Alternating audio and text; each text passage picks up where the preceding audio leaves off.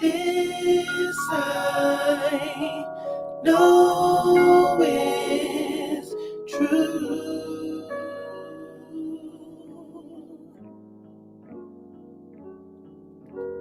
Peace and contentment, no need for resentment.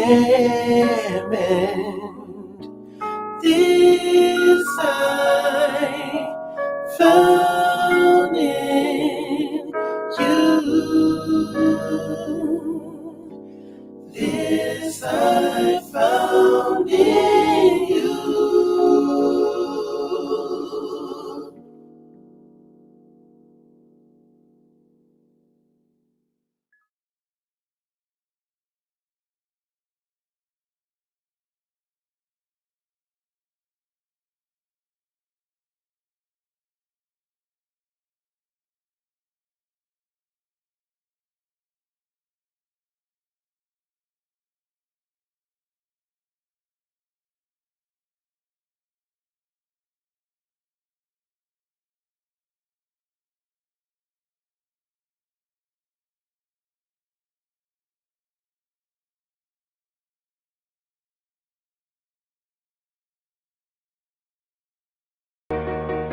Yo, what's happening? Please, y'all. It's your boy Papa Dub. Don't be mad at me. Yo, tried to tell him. Yo, goddamn. My lady pregnant again, but this time she pregnant with twins. Another collection plate. Come on, preacher, that's kinda strange. I'm sorry, God, I need that little change. I gotta do a couple things. Cause that stimulus, it ain't stimulate. Tax time, the mama got pissed and won't let them claim the baby. They shooting again. These jits crazy, they need some help. Man, they shot him in the hip. He fell out and shitted on himself. My cousin Paul called Fed time. Up the road, did a whole dime. He used to call home. I heard niggas crying in the background. Saying to myself, this ain't how we supposed to live. Turn on Facebook, man, another bitch that got killed. For the love that my dog losing weight out here smoking cocaine cigarettes. 8 years old, shot in the head, had nothing to do with that. That baby innocent. Go get George Zimmerman if y'all just wanna kill a bitch. That's why I'm asking Jesus, please tell me why you leave us. Tell me why you leave. Why these people wanna dead? On the internet capping, that shit is fake, bro. In the mirror showing your ass, putting no makeup. Man, y'all better wake up. Wake up, wake up. Man, y'all better wake up. Wake up, wake up, wake up, wake up, wake up. Man, y'all better wake up.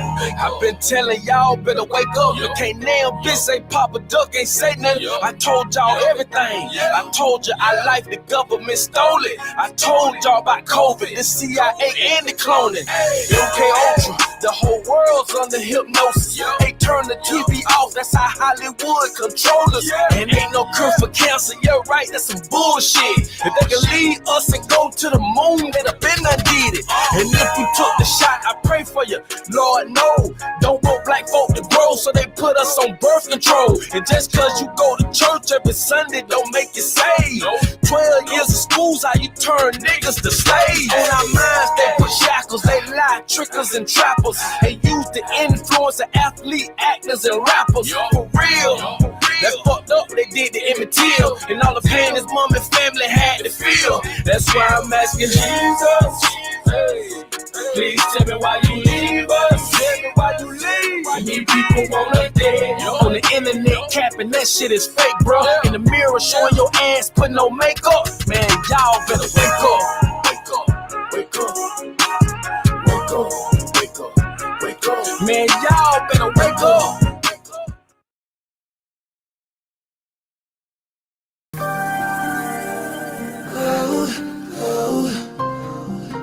no. I just wanna give. That's all she told me. Go to the kitchen, let's do it now. You got it coming, I'ma lay it down. Give it to me, girl, I wanna feel. Baby, I'm about to seal the deal. Now I wanna touch, let's warm it up. And you got what I need, make me bust. I want your body, let me get it from the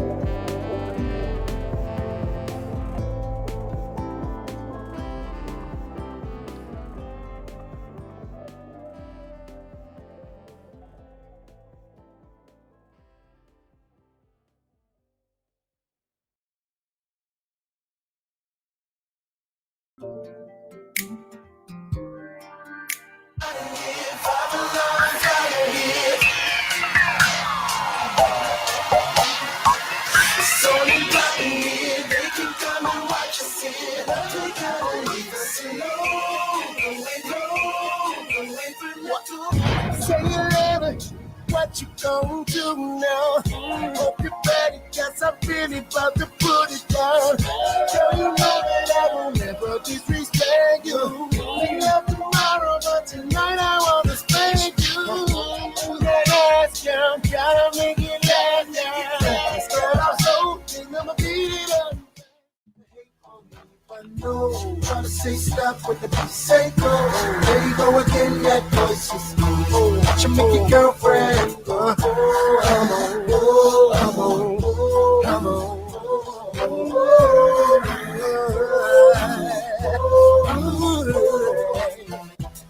You've been waiting patiently, wondering when and where I be. The causing ruckus in the industry, making this so she can't sleep. Yo.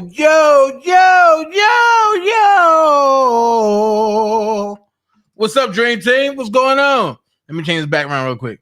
Yo, yo, yo. Yeah, yeah, yeah. Yeah, yeah.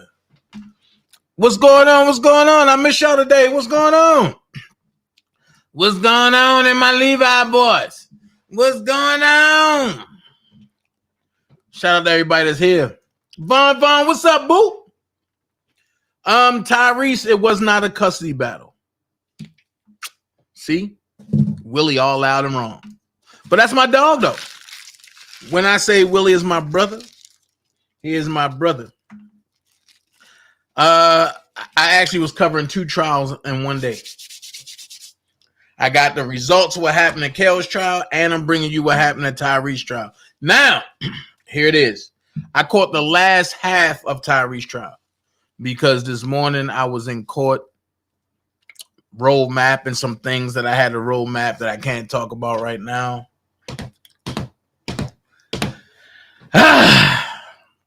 What can I say? What can I say? What more can I say? I'm trying to think. Should I do Tyrese first or Rob last? Or should I do Rob first and Tyrese last? Let's see. Any, many, money, mo. Got to be here. But anyway, look, shout out to everybody that's here. Look, y'all, I do not know what happened to my super chat over here. Only thing I know is that it's gone. Let's see. Let's go to monetization. Let's see. It shouldn't be gone. Let's see. Clear payments. You now have separate accounts for your AdSense and YouTube. Thank you. Got it. Thank you. Let's go. Payments, AdSense. Okay. Oh, shucks. YouTube. Okay. Okay. Okay. I'm reloaded. You have a new YouTube payments account. Any unpaid YouTube earnings will be moved to your new. Thank you. Hold on. Let's see. Since you've been gone.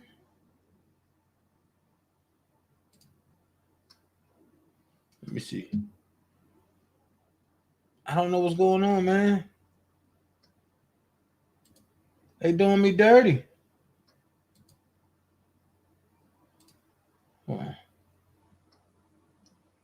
They doing me dirty.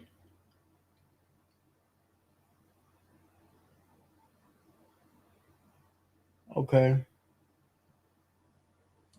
Hold on. Let me see something. Wait a minute.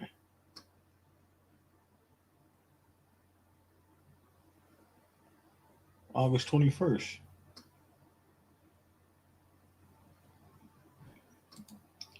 Hold on. Let me check something, y'all. Hold on.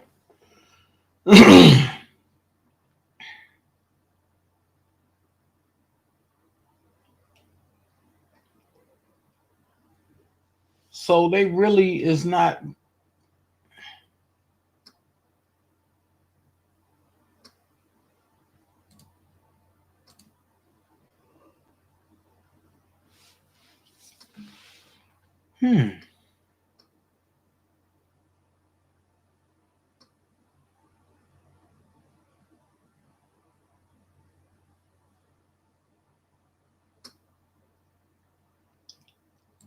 Hold on. YouTube has changed. Hold on. Wait a minute. Hold on.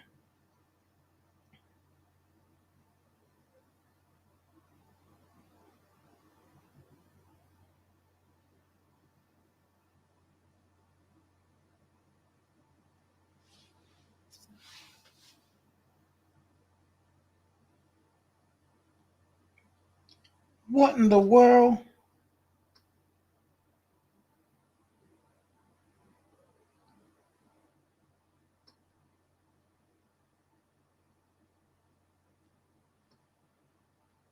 Hold on. Hold on.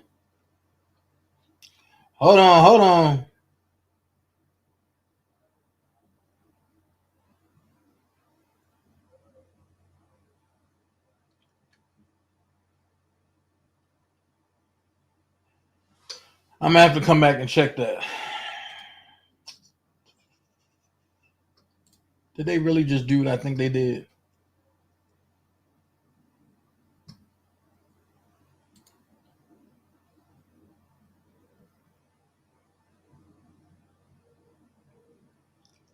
Oh my God, bro.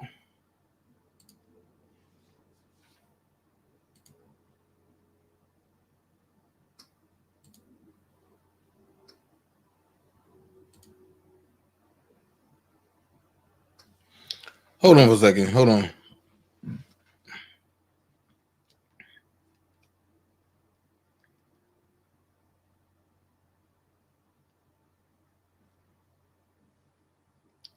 This whole thing just went crazy. Do you have an assistant account?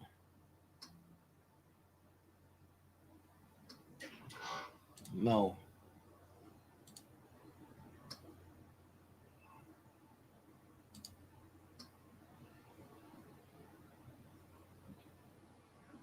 You're already linked to an existing.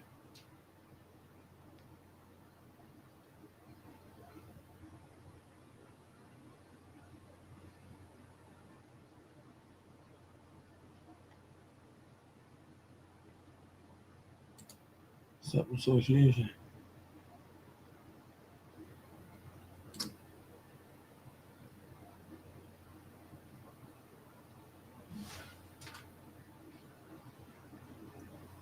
Hold on for a second, y'all.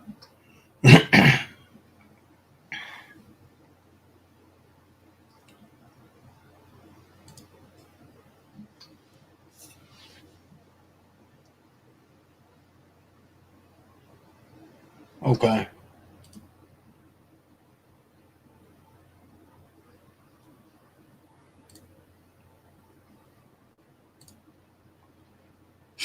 I don't get it. Okay. They changed the whole thing around. Sorry about that. All right. So we're going to get into it, man. Shout out to everybody that's here. I'm so sick and tired of YouTube. They done changed everything around. I mean, everything. Hit that like button, y'all. Don't forget, hit my Patreon if you want content. Don't forget, shout out to Prima Donna, shout out to Big Vi, shout out to Georgia Girl, shout out to Fantasia, shout out to Levi for Kelly, shout out to Senator Sane, shout out to Alicia, Podcast TV or TV Podcast. I think I got it right. These long names, boy. Baby, get me. I think I'm getting young. You know what I mean? Shout out to let's go. Shout out to Tamara Leader Sports Network. I said Georgia Girl. Shout out to Sky Zone. Shout out to Sky Life. Anybody I'm missing? I said Prima. Shout out to all the Prima channels. Lord knows how Patreon, how Prima Donna News. How also when y'all go over there, ask Prima Donna for her website. Y'all go support her website. Oh yeah, shout out to Brooke. Yeah, thank you. Ask Prima Donna for our website. She have a lot of stuff on there, y'all. A lot. But I want to say shout out to all of y'all. What up, Ren? We about to get into this joint. First things first. We're gonna talk about the Tyrese joint.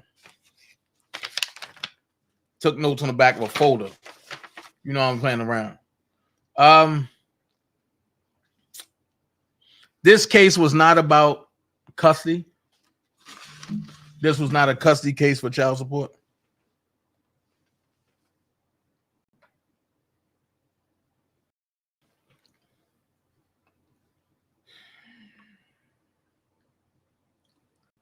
This case was not a child support case. I mean, it was not a custody case.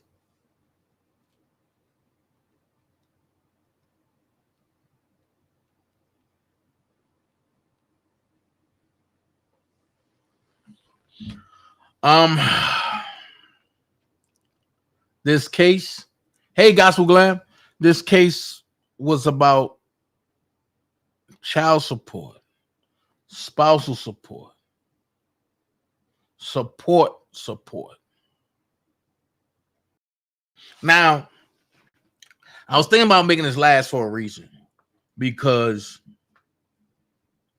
what I seen today just coincides with what I've been thinking, that every guy need to evaluate every woman that you deal with, and every woman need to evaluate every guy that you deal with.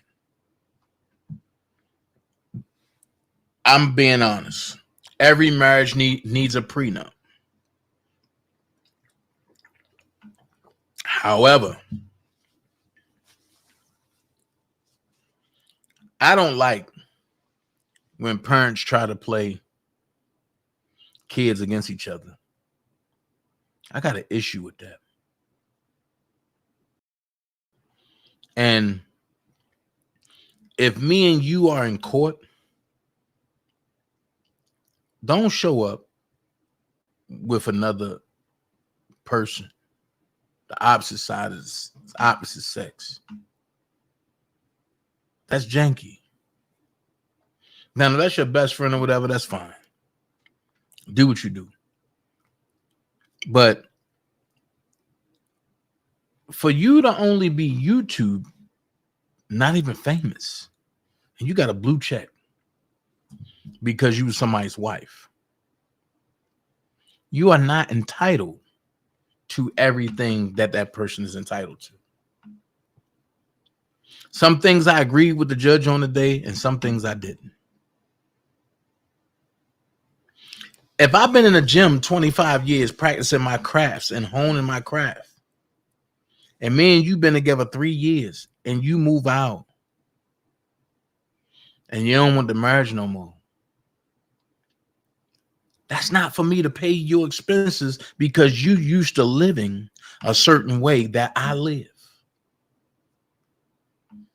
Now, here's where I check the men.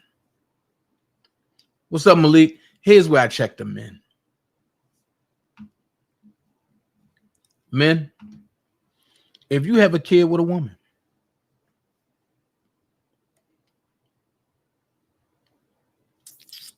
and she leave you, ask for your kid and tell her to keep going. But be cordial with that woman. Don't down talk the mother of your child or the mother of your offspring to the offspring. Don't do that. If she want to leave, bye. Let her go. But she is not entitled to live the way that I live. Not unless she can provide that way for herself.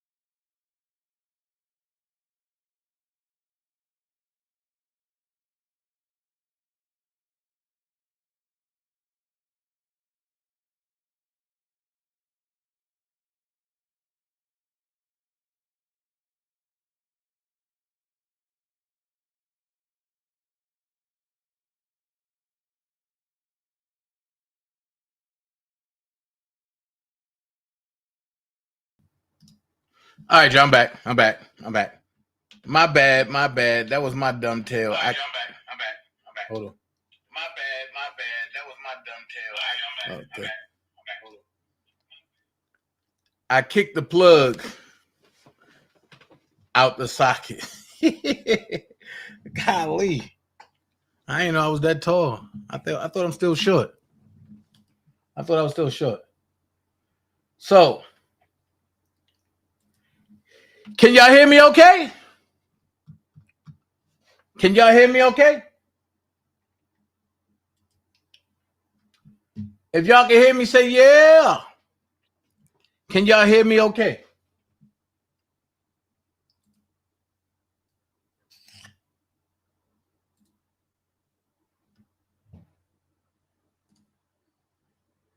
Can y'all hear me okay?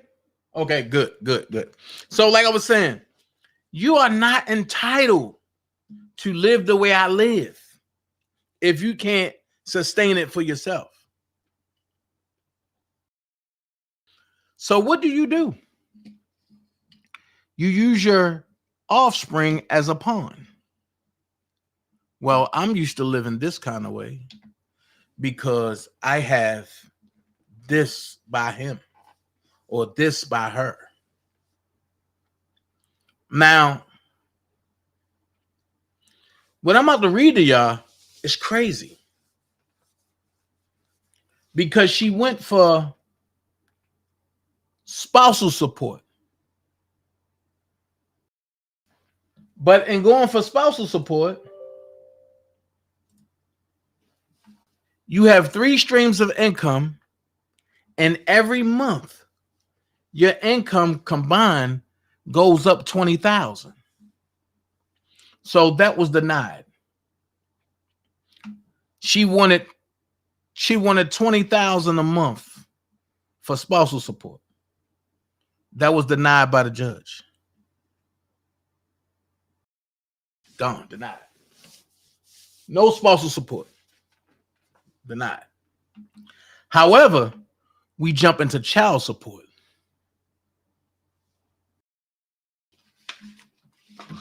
Now, here's where it pissed me off. Y'all know I hate child support. I hate the child support situation. So for 2.5 years, while this case was going on, Tyrese took it upon himself to pay his soon-to-be ex-wife Samantha child support. He made sure that every month, now listen to the figures I'm about to tell you. He made sure every month she got $2,227 for child support.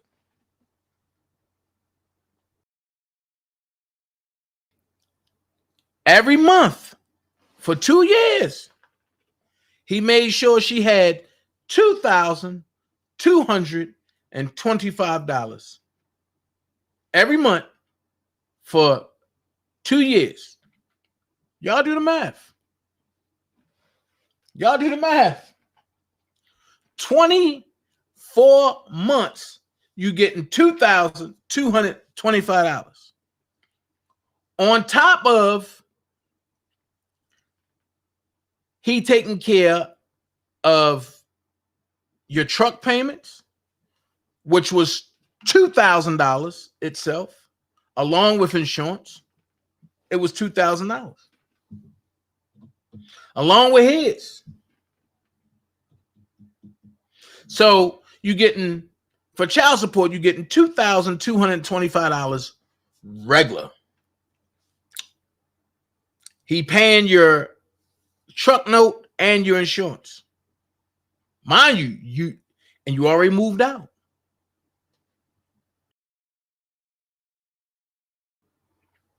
With that money, the bank statements that came in, you spending $13,000 this month, $19,000 that month, $30,000 that month. And then when they asked you about it, you said, "Oh, I got a spending problem. I just like to spend."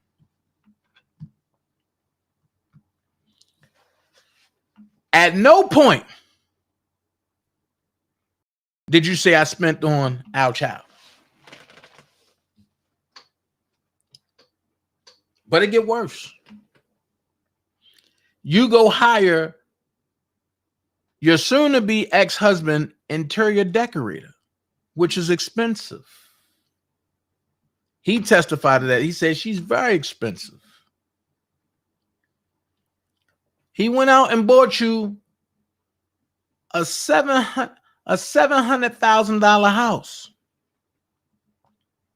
that he's now saying I'm about to sell because it's too big for me by myself.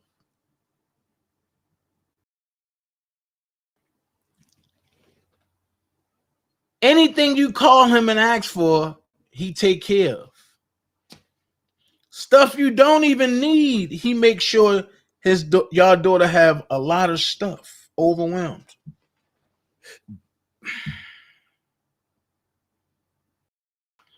But because you left the house and moved to an apartment, you come to court. Your basis for filing this was because I want a house and I don't want to pay for it. So let me get this straight. I'm in a gym honing my craft for 25 years. We married 3 years. And you think you are entitled to live like I live after signing a prenup.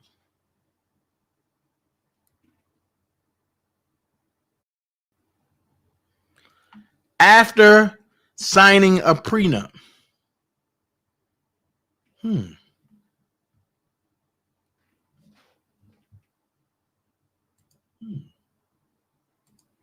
Miss Darlene, that's you. Refresh your screen.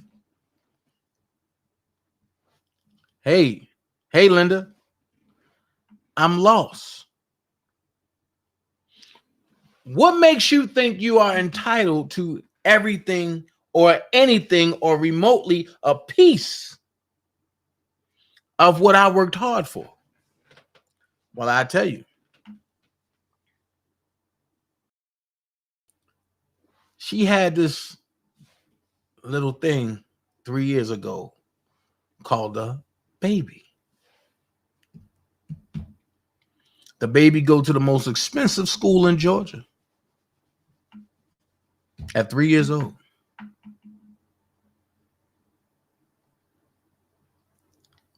But what came out was this right here. If you can pay $10,000 a month for your daughter in California, why can't you pay $10,000 a month for your daughter in Georgia? Wait, you can't play them against each other. My daughter in Georgia don't carry the same expenses as my daughter in California. My daughter in California is 16 years old. 15, I'm sorry. She'll be 16 soon. He testified, and then the opposing party said Tyrese never missed a child support payment in 15 years. R. Kelly came up in the trial today. He said, when I was coming up, even when I didn't have it, my friend from the shop, my brother, he loaned it to me and I paid him back.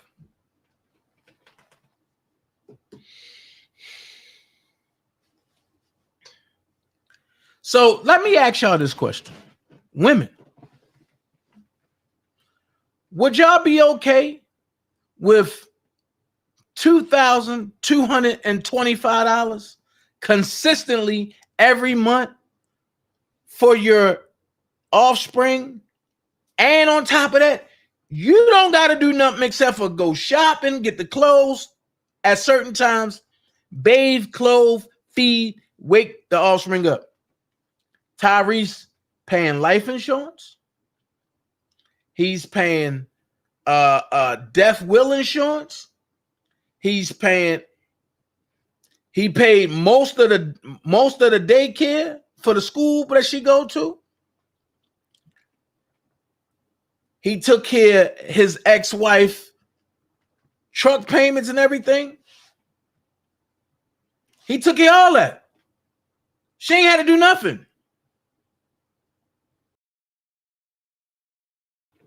But you know what she said today? I'm entitled to live a certain way. I was his wife.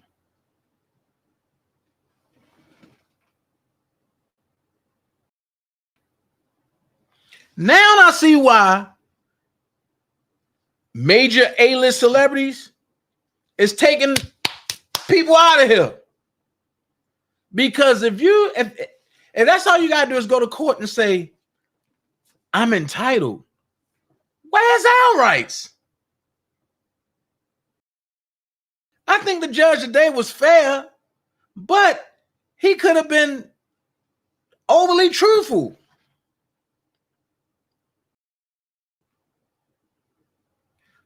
My stance is this.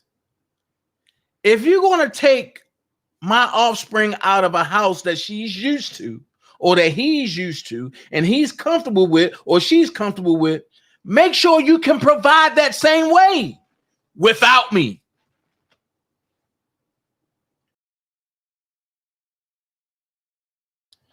Make sure you can provide the same way without me.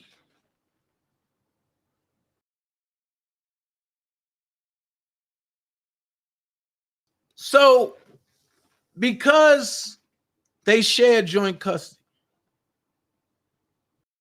I think the judge went ham on Tyrese only because Tyrese really got emotional.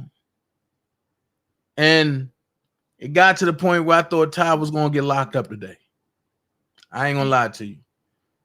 I did a couple quick prayers, but Tyrese snapped back and told the judge he apologized. But the lawyer that his soon-to-be ex-wife had was a butthole. He's antagonizing him on the stand. And then when Tyrese come back, the judge, it got so bad, the judge zapped out and said, everybody stop. You, Tyrese, go over into the back. All lawyers in my office now.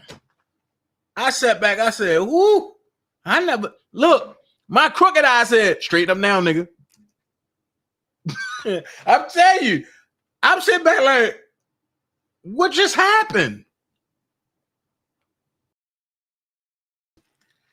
Then when we came back from recess, the judge apologized to the gallery, which was everybody that was there. The judge apologized to the gallery. He said he shouldn't have let himself get like that. But you can tell the judge felt this case. He was very irritated. He was very irritated, and it was crazy. Okay, Tanil, thank you. I'm about to get it. I'm gonna get in touch with all that. I mean, it's wild. So let me give you what they said. Tyrese got to pay $10,600 a month in child support, just so his soon-to-be ex-wife Sam can go get a house and move out the apartment. Stop. I don't care how much I make. I don't care how much a man make. $10,600. A 3-year-old do not need that.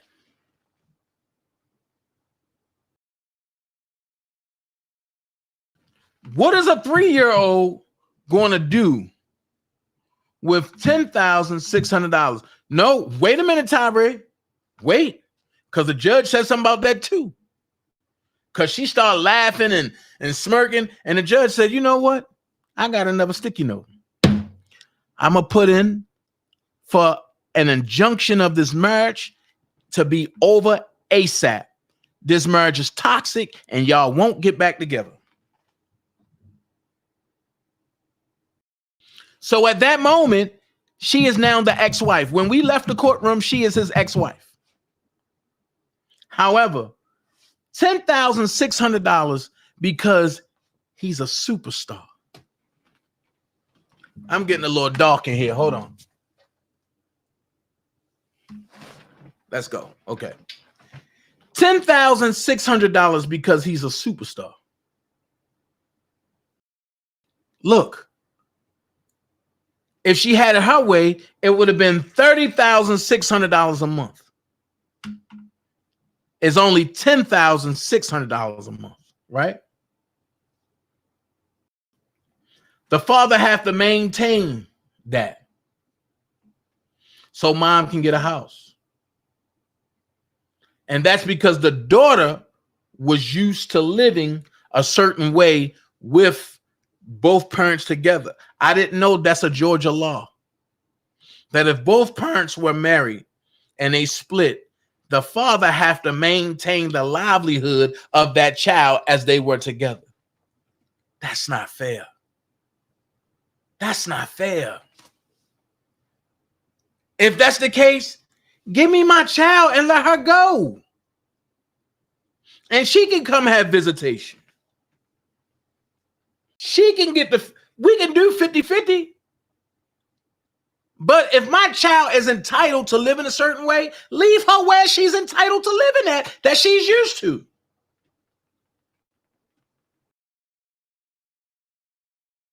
And I had that conversation today.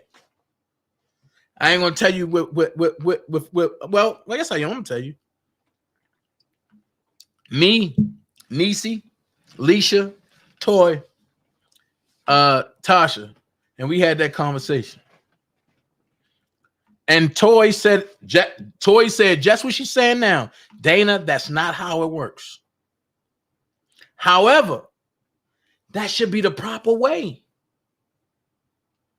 If my child got to leave me and I'm more than capable of keeping my child and I want my child, then why can't she stay? Let the mother go. She the one that wanted to leave.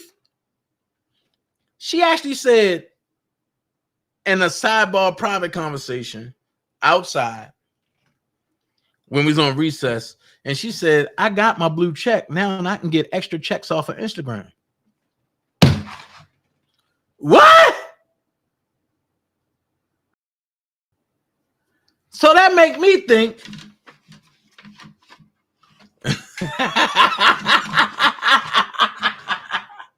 Leisha said, Dana, now you know how to make me come out the bushes. I'm just saying, when we had that conversation earlier, I really wasn't understanding what Alicia was saying because I was so gung-ho.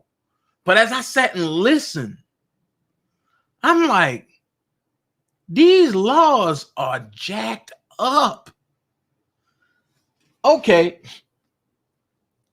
He also got to maintain his daughter's medical bills. Meaning, he got to pay 90% of her medical bills while she paid 10%. Mind you, they both well off. She don't make as much as he make, but she make as much as she make. She make as much as he make, but she don't make as much as he make. If you understand what I'm saying. Yo, they had these people bring in, I never seen this before. Even in robbery case,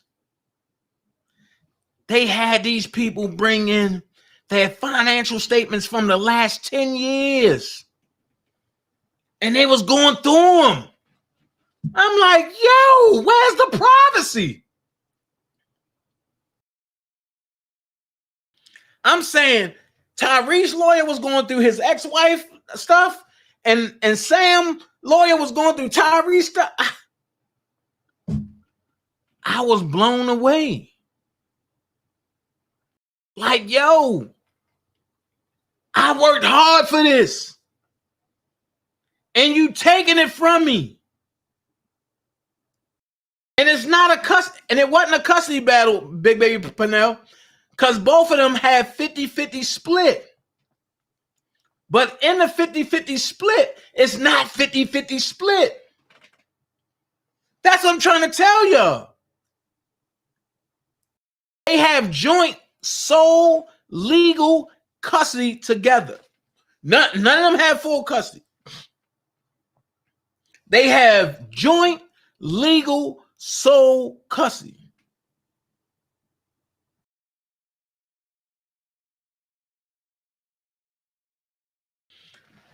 So not only do he got to pay 90% of the bills, right?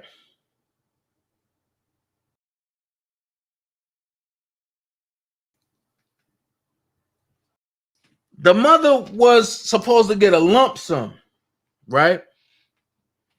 But Tyrese was credited $46,000 and some odd change back. So now Tyrese got to pay $163,093 as a lump sum to her, right? And that's what he put into the prenup to take care of his daughter. Not for her. But he's putting there, if we ever split, I'm going to give you this lump sum. So my daughter will be straight for at least 5 years. So the judge chopped down whatever that total was. He took the 46.9 off and gave Tyrese that credit. And now she have to get $163,093, right? Watch this.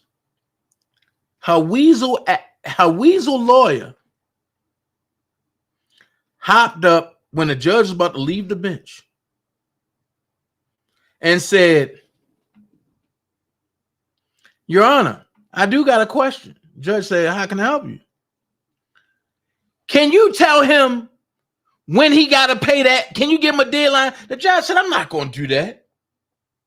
I am not going to do that. This man has took care of more than enough responsibility. And the judge broke it, and the judge sounded like he wanted to cry. That's when the judge went into a speech, and he said, look, Mr. Gibson, I know you're going to feel like this is a hurt towards you or a slight towards you, but it's not. He said, think about this. Even though your ex-wife is going to live there, your daughter is actually taking care of the ex-wife. That will make me feel some kind of way as a parent.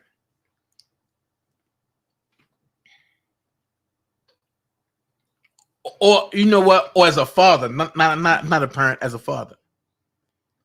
For a judge to pretty much hang that carrot in my face and say, without this little girl, you would be regular.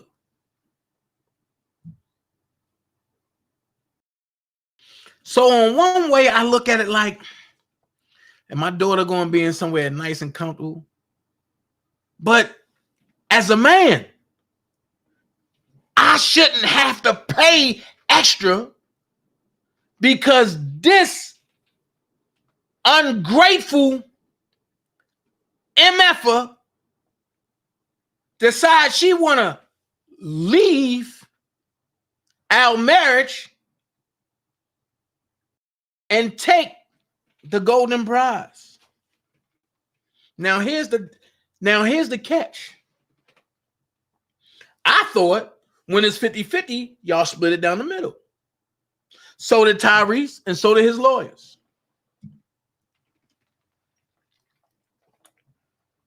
Well, the courts, even the judge said that. But the judge got to go by the law. That's not what the law say. The law say the man have to make sure that his offspring is maintaining the same livelihood as they would if they were married. So I have a question now. If that's the case, why is child support court holding people that wasn't married to a standard of a married couple?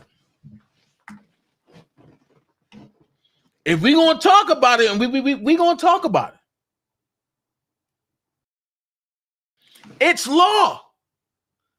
And the funny part is his ex-wife lawyer pulled out a big old floppy board and put it up there, woof, and showed it. And he highlighted it. I said, this nigga got too much time on his hands. How you highlight something on a floppy board?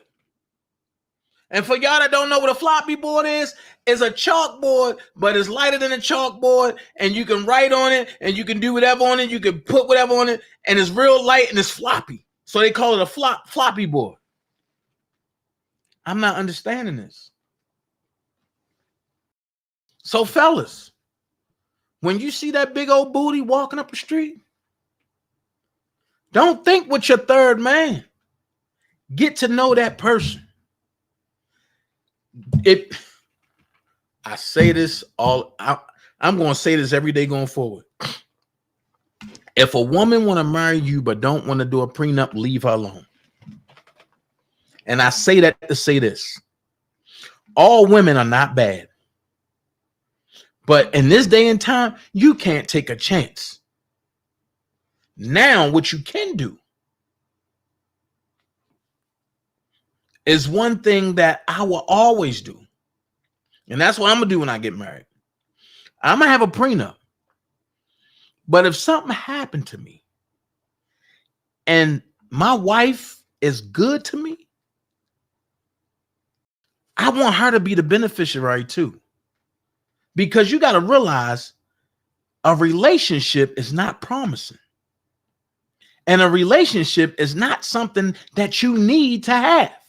A relationship is a healthy relationship, a clean relationship, a good relationship, and a good marriage is something that comes from somebody that wants the same thing that you want.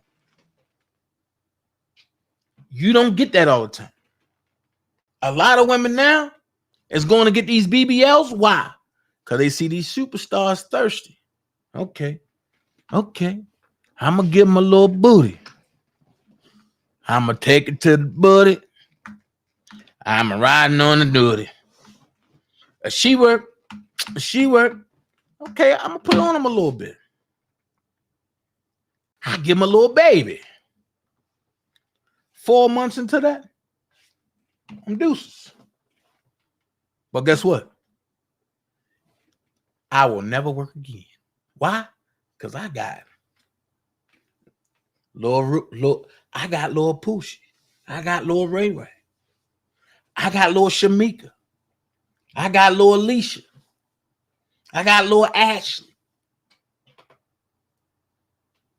I don't got to work no more. Because whether you're broke or not, you're going to pay for this.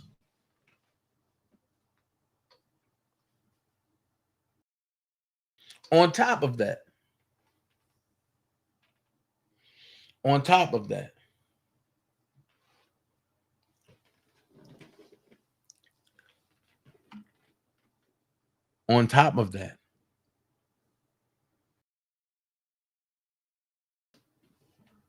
Sam said he got it. I'm not going to disclose how much his finances is, but I'm going to say this. That shit had me dizzy. I wish I could count that in my bank accounts. Shit. Even when I was hustling, I couldn't count that in my bank accounts. God damn it. I'm going to just say this. In taxes, he paid $1.5 million. I'm gonna leave that there. And he in a 10% tax bracket. I'm gonna leave that there. But when did it come popular? That part right there, Ann Huff. When did it come popular to use kids?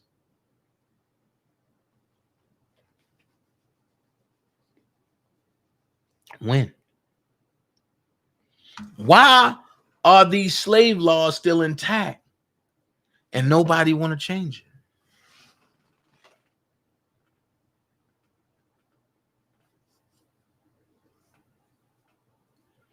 So we see what Tyrese went through, which rolls me over directly into Kales.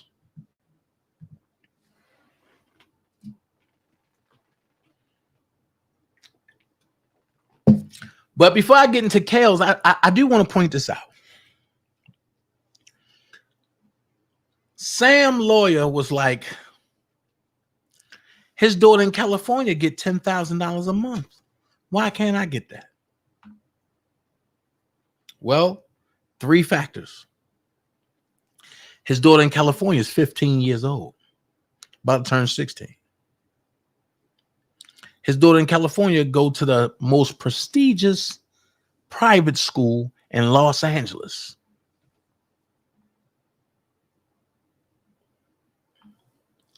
Third fact, his daughter lives in, if not the most expensive state in the colony, the second most expensive state in the colony.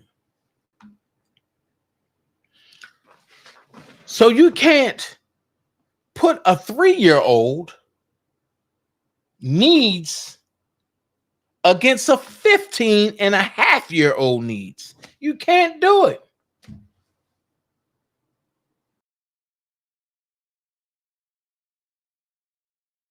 You got a 3-year-old and you think that 3-year-old is supposed to get the same thing as that 15-and-a-half-year-old? Make it make sense. Let's not mention this. Tyrese never missed a child support arrangement. Now, we ain't talking about money now. We're talking about a custody arrangement. He never missed one. So what we found out was even when Tyrese had to film in another country, his nanny came and got the child and kept the child and did everything with the child she was supposed to do because the mama, Sam, was saying she needed a break. And Tyrese said, whether you need a break or not, my responsibility is to make sure that my child, our child, is being taken care of. And he FaceTimed his child every day for 8 hours while he was out the country. I'm going to be honest with you. And let's be real. Women, if y'all can get a man like that, right?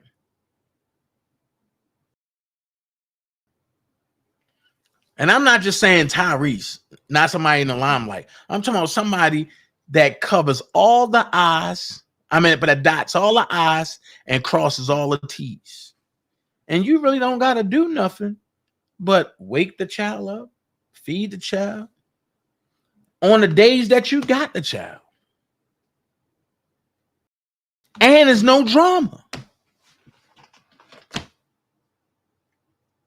But you get mad because you say your child get $10,000 a month, my child should get $10,000 a month, and I supposed to get spousal support. What? What makes you entitled to get anything?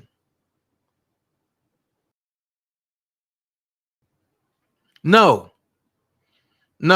She got to pay her own lawyer fees, and she got mad about that. When the judge said no spousal support or lawyer fee, she said, then the judge said, if any outbursts happen again, ma'am, what you say, ma'am, sheriff, Take them out of here. Lock them up.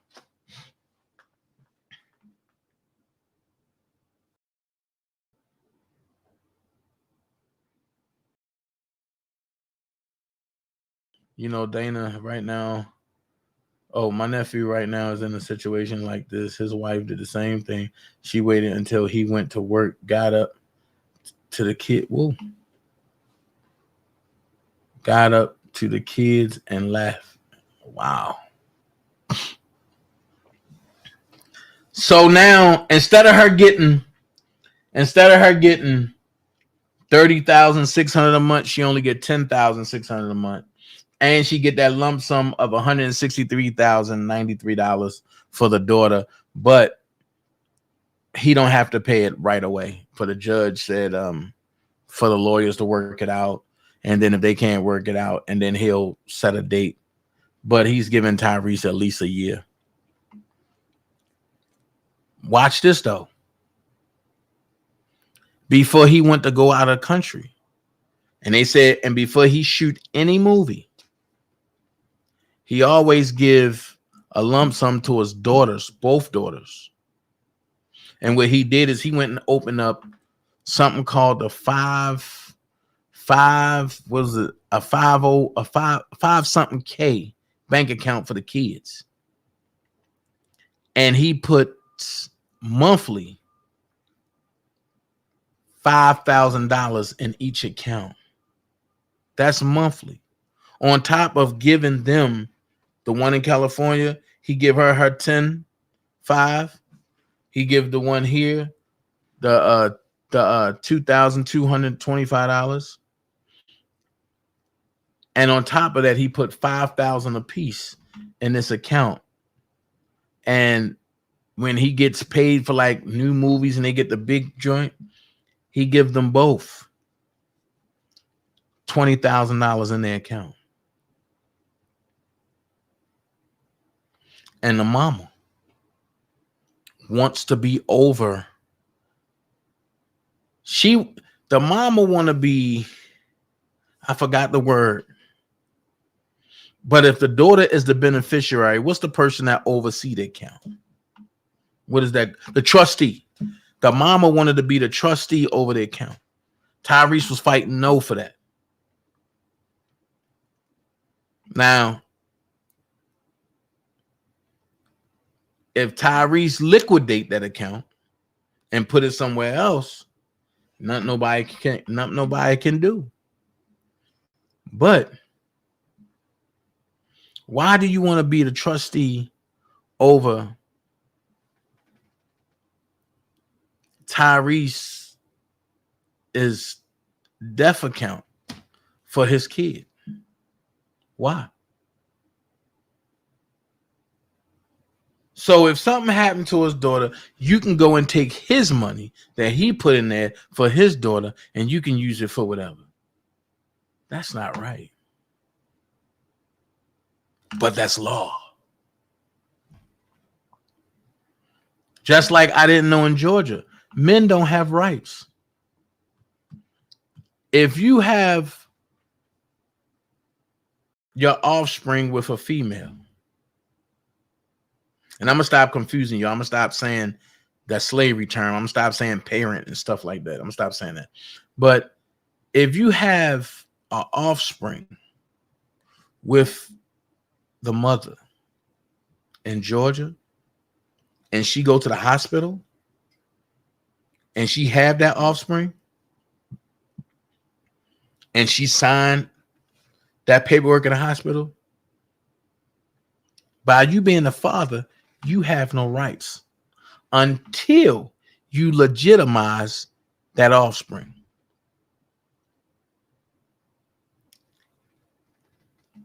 And when you legitimize that offspring in the paperwork, to be exact, the 12th sheet is child support.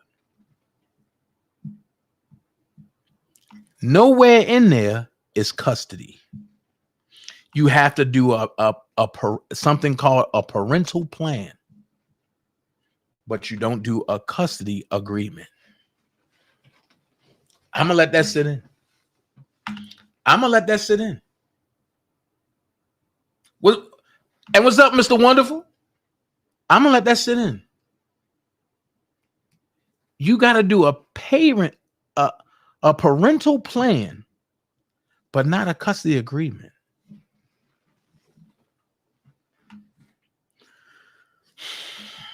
Things that make you go, I'm just saying.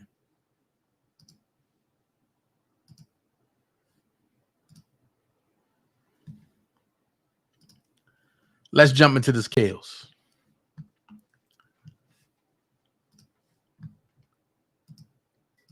So I'm late doing it today, but Michael Term said the question appears to be whether R. Kelly and his associates caused false records to be created by the grand jury by pressing Jane and other witnesses to lie to the grand jury, not talking the lie itself, but about the false records that lie created. What? R. Kelly trial has resumed with the jury out the room. Sides are arguing government's request to enter grand jury transcripts into evidence.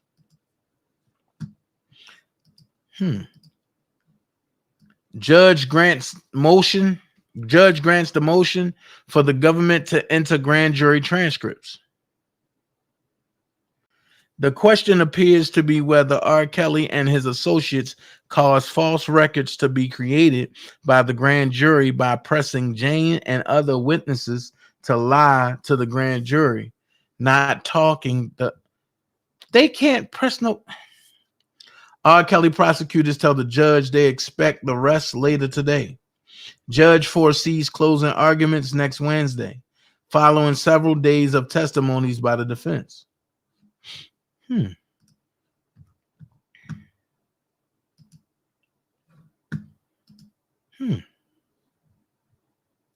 Ooh, Willie, you wasn't playing today. On the stand again.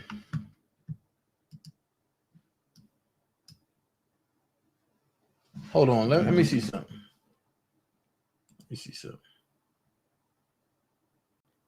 Let me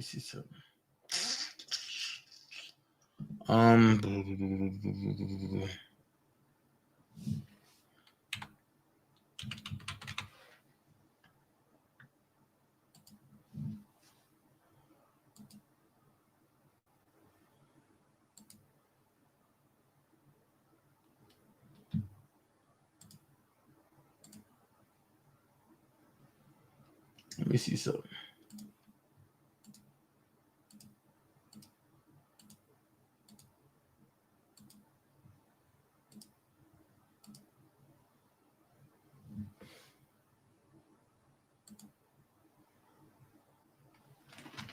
Let me see something real quick.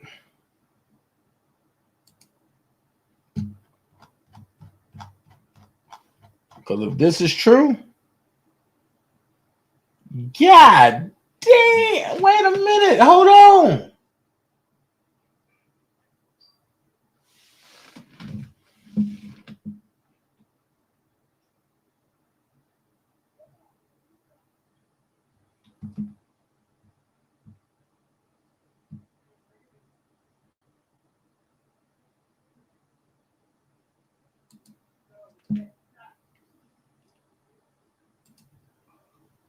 Hold on, y'all. Oh, Lord have mercy.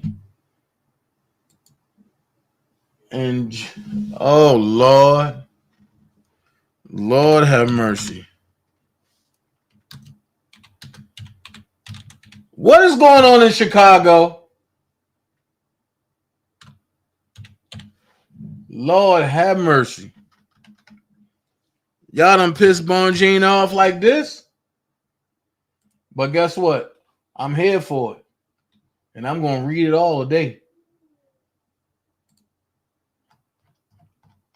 Bonjean just, listen, y'all. Bonjean just went crazy.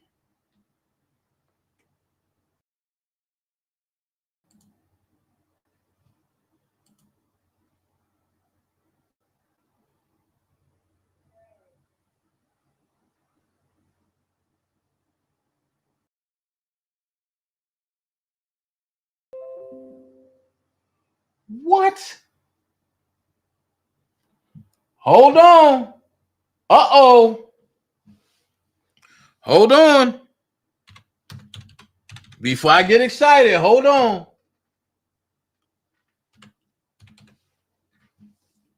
I got to read this together in concert when I finish this. Hold on. Hold on. Lord have mercy. Lord have mercy.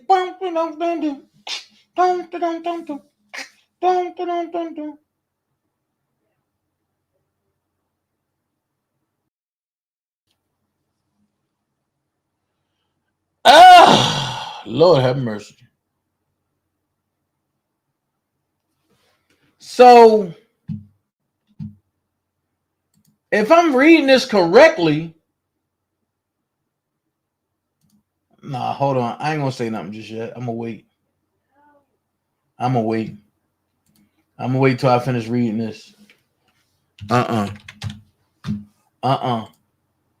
Yo, yo, yo. This is major. And I think the people need to know about it.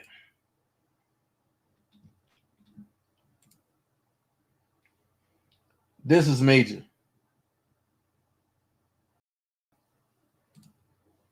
All right.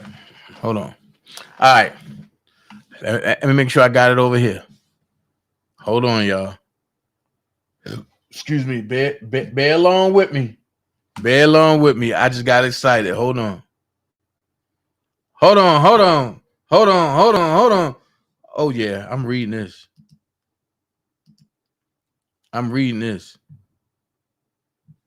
Y'all done pissed Bonjean off. Bonjean done turned into an ape. Okay. All right. On the stand again for cross-examination is Kelly Adams, a childhood friend of R. Kelly accuser Tracy. There was some extensive debate yesterday over what year Tracy met the singer. She testified it was in 1999 when she was 16. The defense asserted it was actually a year later. Tracy's friend is adamant that they met Kelly when Tracy was 16. But as for the actual year it happened, she's not sure. My dates are all over the place. I'm 40 at this point. I have kids. I have a lot of stuff going on. I don't remember exactly dates from 20 years ago. Tracy's friend made a statement as part of Tracy's 2001 lawsuit, stating that the encounter with Kelly happened in 2000.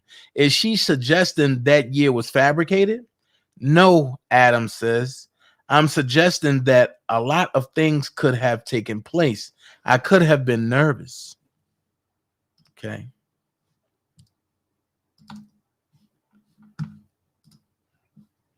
Dave Burns said, another day in the R. Kelly federal trial in Chicago is about to get underway. Prosecution is preparing to rest its case against Kelly and his co-defendants today or tomorrow. And defense attorneys say they can present their case starting next week after Labor Day. Prosecutors in the R. Kelly case are telling presiding Judge Levenweber that they intend to rest their case today. He instructs the defense attorneys to try and move up their time scale so that they can finish presenting their case by next Wednesday next week. Alternatively, Levenweber proposes that the trial can take Wednesday and Friday. Levenweber proposes that the trial can take Wednesday and Friday off if defense needs those days to prepare and prosecution has no use for them. Okay. Starting off today is defense attorney Jennifer Bonjean cross-examining a friend of Tracy, a woman who yesterday said she was sexually assaulted by R. Kelly when she was 16.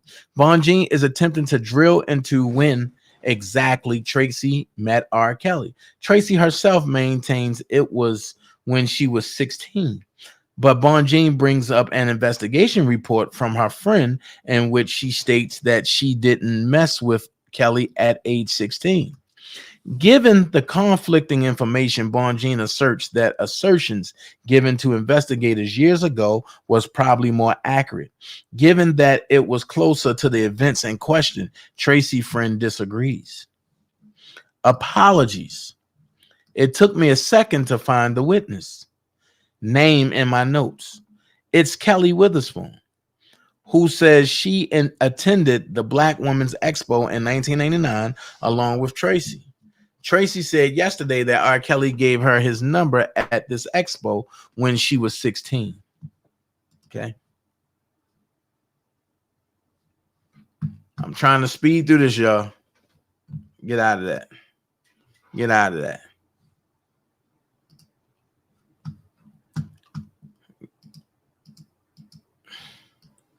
Witherspoon says she is confident that she and Tracy went to R. Kelly's Chicago track studio the same day as they attended the 1999 Black Women's Expo. Bonjean points out that in earlier interviews, she was unsure if they went the same day or several days later. Bonjean pulls up two other federal interview reports in which Witherspoon said Tracy may have been 17 or 18. That's right. When she met with R. Kelly in a Westin hotel in Chicago. The incident in which Tracy said Kelly sexually assaulted her. Witherspoon defends the inconsistencies between her statements to investigators by saying she is not a professional. Hashtag R. Kelly researcher. My life is not Tracy and R. Kelly. I gave them my responses off of my knowledge and what I remembered at that time. Bonjean, hold on. Bonjean now getting back into the exact date of the Black Women's Expo. Witherspoon said it was sometime around 1999 and 2000, but cannot recall exactly when. As a side note, Tracy said yesterday that the Black Women's Expo occurred in 1999, but affidavits attached to Tracy's 2001 civil lawsuit state she met Kelly at the expo in 2000. Unable to pin down an exact answer from Witherspoon, Bonjean concludes her cross-examination. Prosecution is back up for redirect. Prosecution only confirms that Witherspoon was 17 when she met R. Kelly with Tracy, and she is off the stand. Next up is Nia, the last of the alleged R. Kelly sexual abuse victims that will be using pseudonyms in this trial.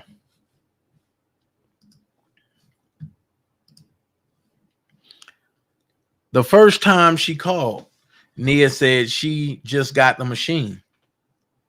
But a few days later, she managed to get in contact with R. Kelly. She says she told him she was disappointed that she wasn't able to attend his concert that was happening on the day they first met. In a separate phone conversation, a few days later, Nia said she told R. Kelly that she was 15 years old. She added that they made plans to meet while he was still on tour at the Target Center in Minneapolis. Hold on. Time out. Let me see something. Hold on.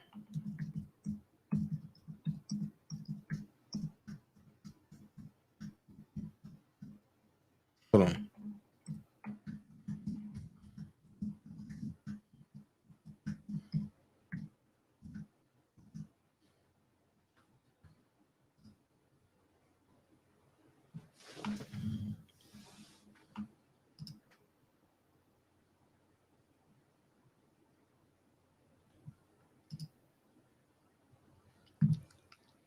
Time out.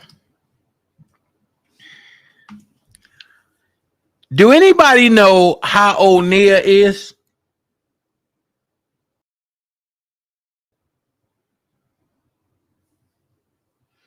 Do anybody know if Nia said how old she was?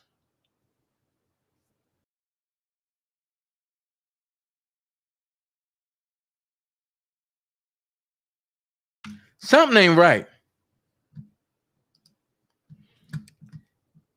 Do anybody remember my Cash App is $?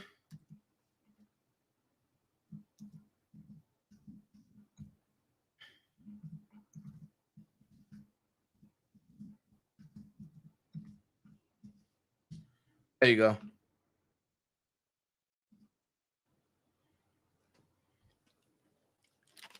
Do anybody know how old Nia says she is? She's 40. So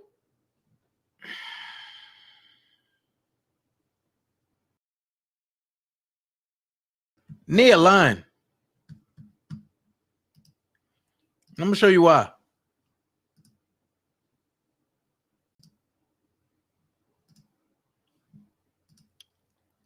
I'm gonna show you why Nia lying. So if she's 40 or 42, she lying. Let's go here. The Target Center is only 32 years old. The Target Center was built in 1990. So she was 10 years old when she went to go see Rob at the Target Center.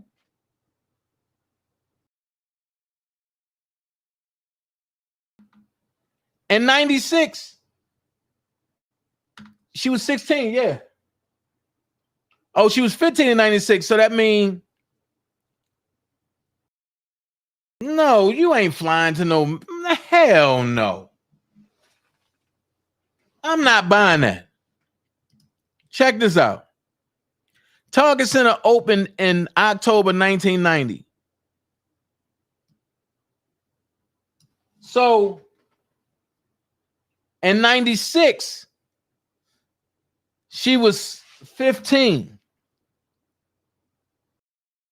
So that means she was born in 81.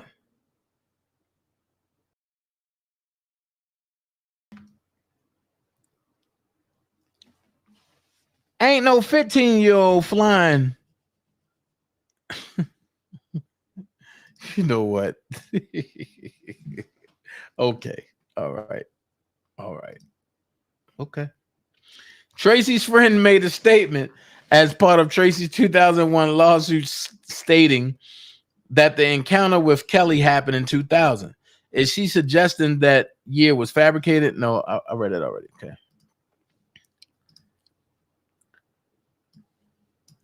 Nia says her conversation with R. Kelly were flirtatious from the start, but it was like talking to a boy she met at the mall and was interested in.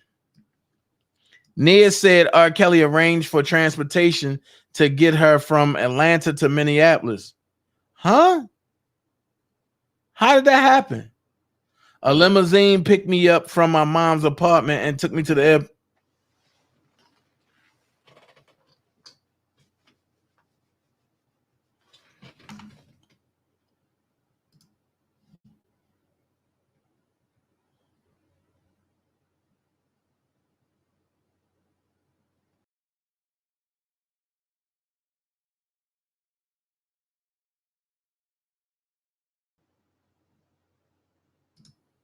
I don't have time for that. I don't have time for bullshit. Y'all better quit playing with me.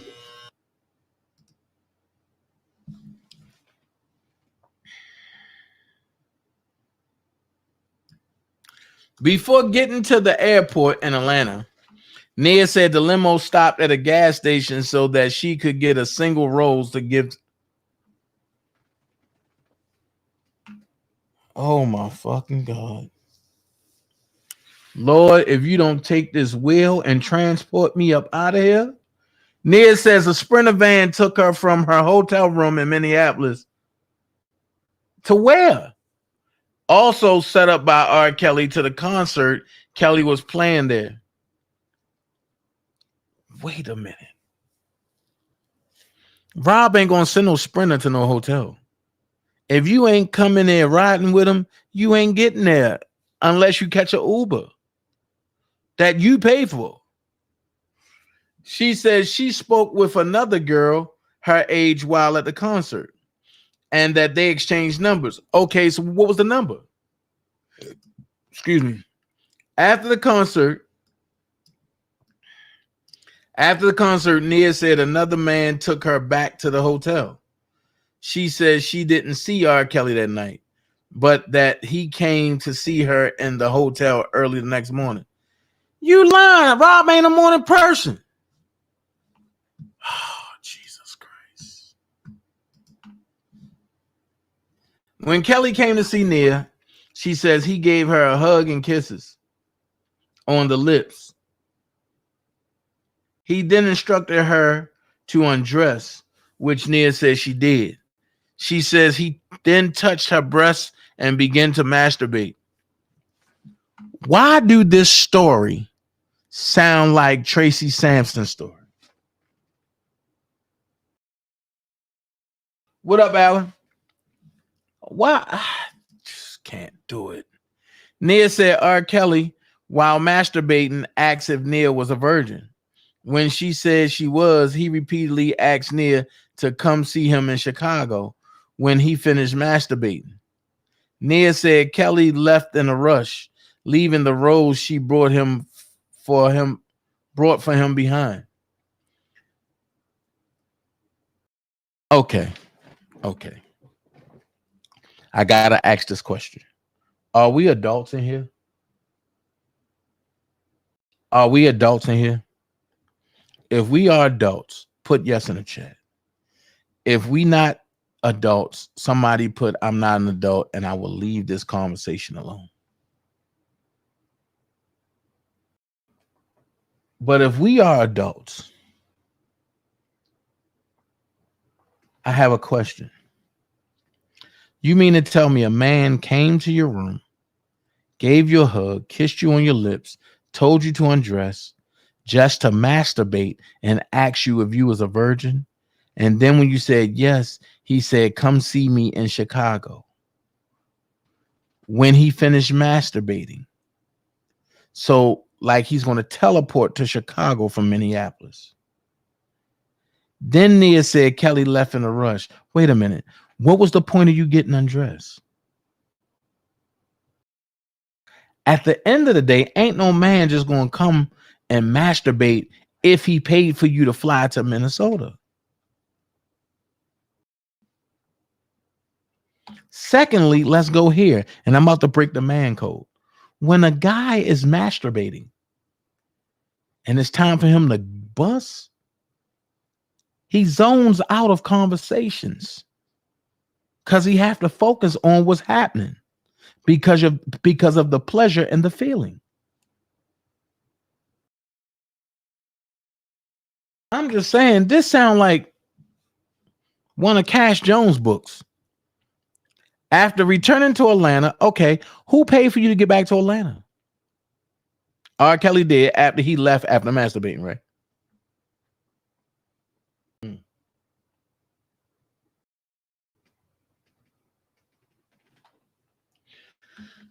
After returning to Atlanta, Nia said she finished out the school year and then came to Chicago in the summer of 1996. She says she reached out to R. Kelly again while she was in Chicago, still 15, and that she had 3 cousins drive her to see him at his studio. Okay, where are these cousins at? I need to corroborate your story. Okay.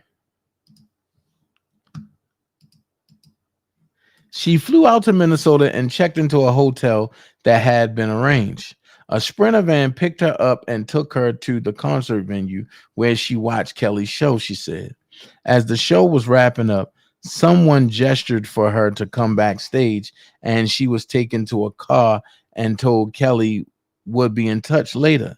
He didn't see her that night, but came to her hotel room the next day, she said. Kelly kissed on the lip. Man, I don't want to read no more of that. Yeah, I get all that.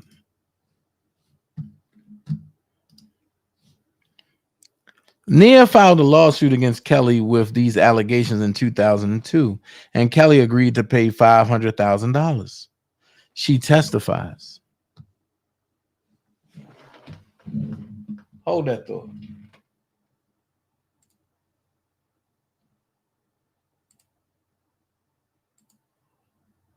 Hold that thought.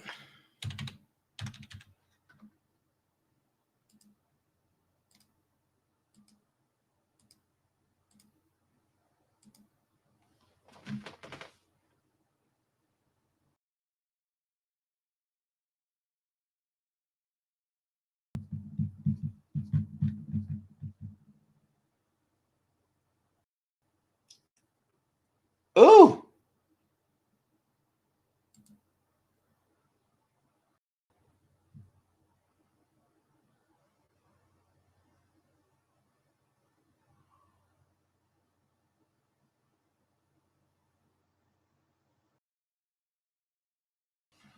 I don't see no case from 2002 on Robert versus Kelly. Hold on. You said in Georgia, right? I can find out.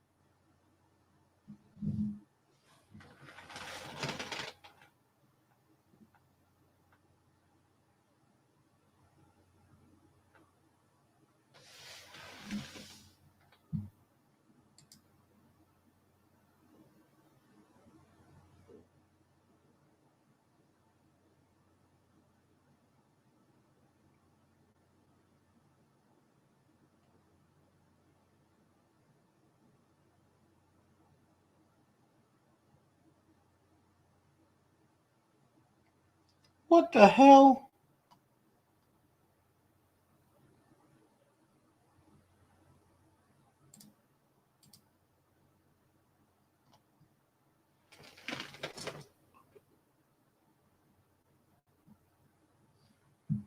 Okay.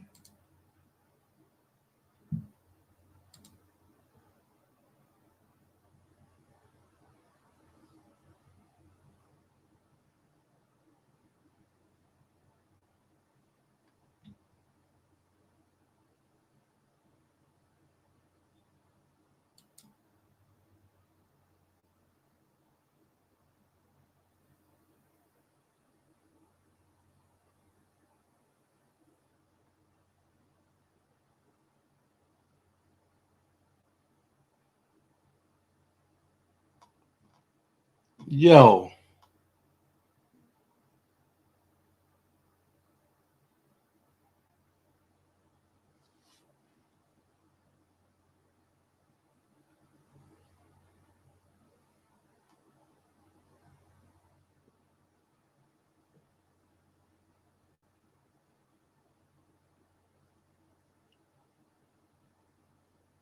Hold on. Hold on. I just stumbled across something. Wait a minute.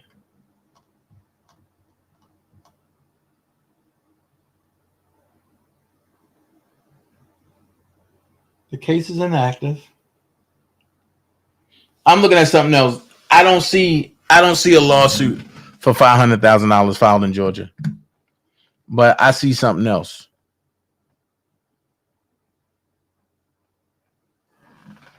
I see something else.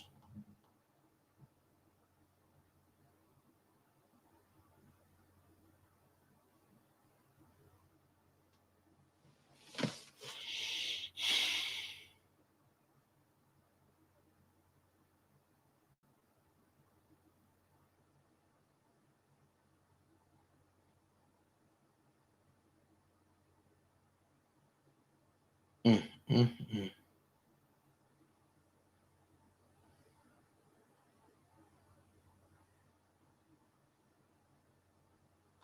I'll come back to that. I see something else.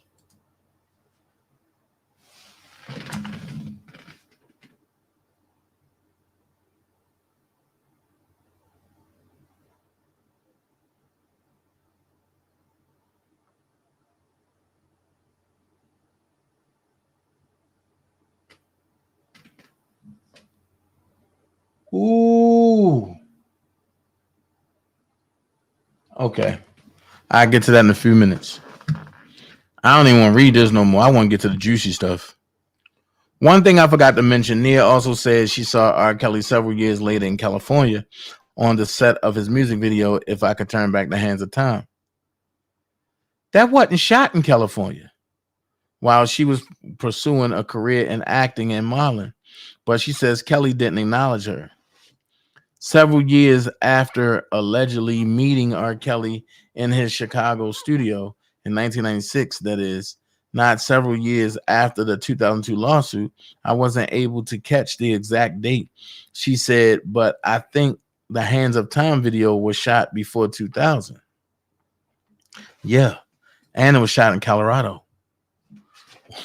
One thing I forgot to mention, Nia. Jesus Christ. Court back in session. R. Kelly's lead defense attorney, Jennifer Bonjean, is now beginning her cross-examination of Nia. Nia tells Bonjean she didn't get into a deep conversation with R. Kelly when she first met him in an Atlanta mall in 1996, only that she got his autograph on his phone number. Oh, she got his autograph and his phone number. I'm lost. Which mall in Atlanta? She says she has since lost the autograph. I bet you did. Nia repeats to Bonjean what she told prosecutor Jason Julian, that she didn't attend R. Kelly's Atlanta concert the day she met him because she lacked transportation and because her friend at the mall didn't want to go. What mall? Bonjean asked for the exact date of the 1996 Minneapolis concert. Nia says she attended at R. Kelly's invitation. She says she can't remember, but that it was in the spring. Dave Burns. Nia said she had no ID when she boarded. Whoa, what? Nia said she had no ID when she boarded the flight from Atlanta to Minneapolis, but that she didn't need it because she was given a password by R. Kelly agents. At that time, I was given a password and I was able to board a flight. Yo, are you serious? She literally said this? Somebody tell me I'm being punked. Somebody please tell me I'm being punked.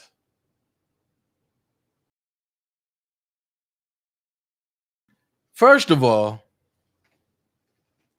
if you're flying in 96, you needed an ID.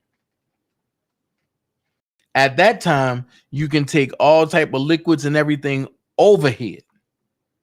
When 2001 hit, to carry liquids and stuff overhead, it got to be in an 8-ounce container. And most of the people put their stuff that got bigger than 8-ounce containers underneath.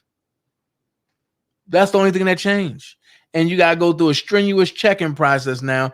And matter of fact, and you got to check in your license or ID to see if you got that golden star on there or whatever.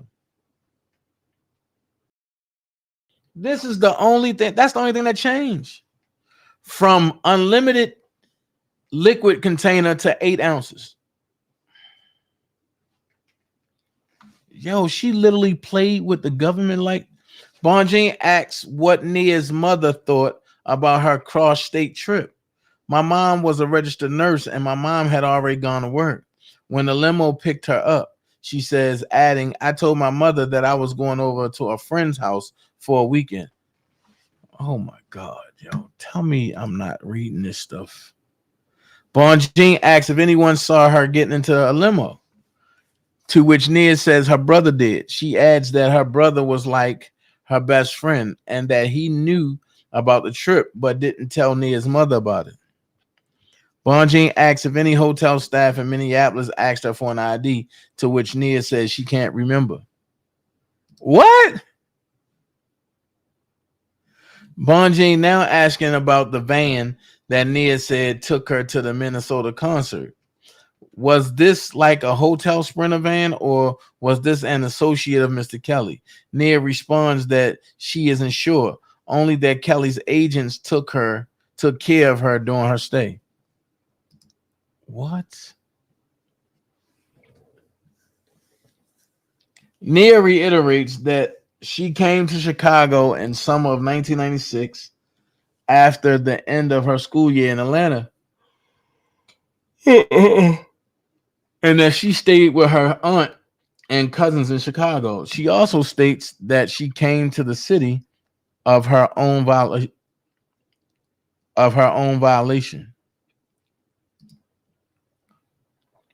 Volition.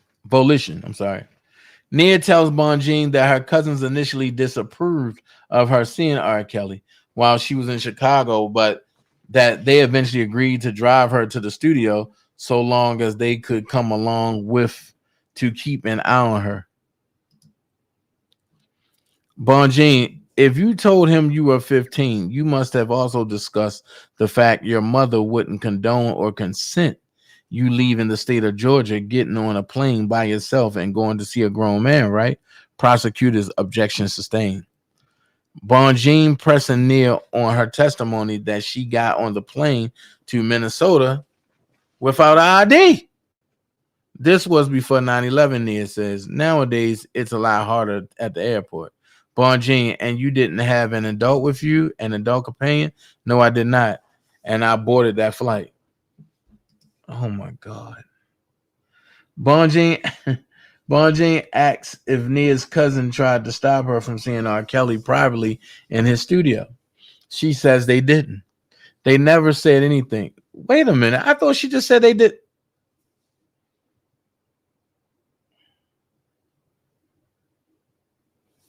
I thought she said that they disapproved.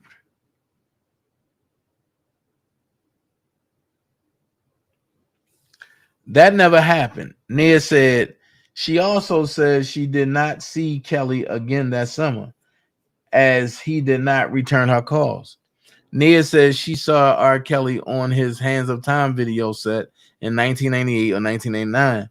When she was 18 or 19, she says she was a featured extra on set. Nia says R. Kelly didn't much acknowledge. You know what? I'm starting to wonder. Is this Nia person the same Nia that's over there where for that used to be with Team Truth?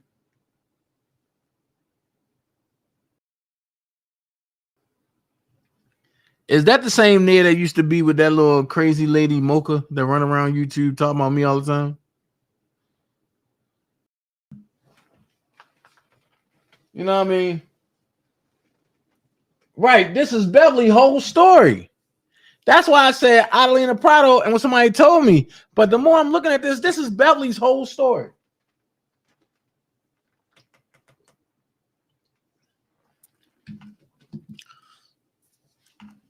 I thought he probably met so many women that he didn't remember me, Nia says, adding that her feelings were hurt by the realization. Nia tells Bonjean she contacted a private Chicago attorney, Susan Loggins. Oh, there we go. There we go. That means at that time, Demetrius Smith was somewhere around this situation. At that time, Demetrius Smith was around this situation. Nia tells Bonjean she contacted a private Chicago attorney, Susan Loggins, to file a civil lawsuit against R. Kelly in 2002. The suit settled quickly. With that, Bonjean wraps up questioning. Nia and prosecutor Jason Julian is back up for redirect. Yep, Daryl McDavid and them had a lot to do with that.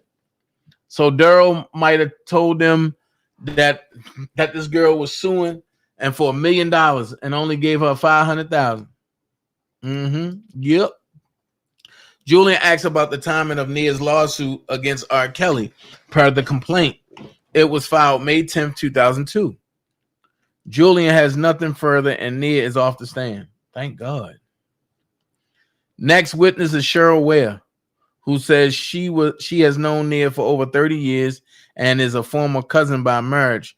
Ware said Nia stayed with her in Chicago in the summer of 1996, and that she was one of the cousins that accompanied Nia to R. Kelly's studio that year.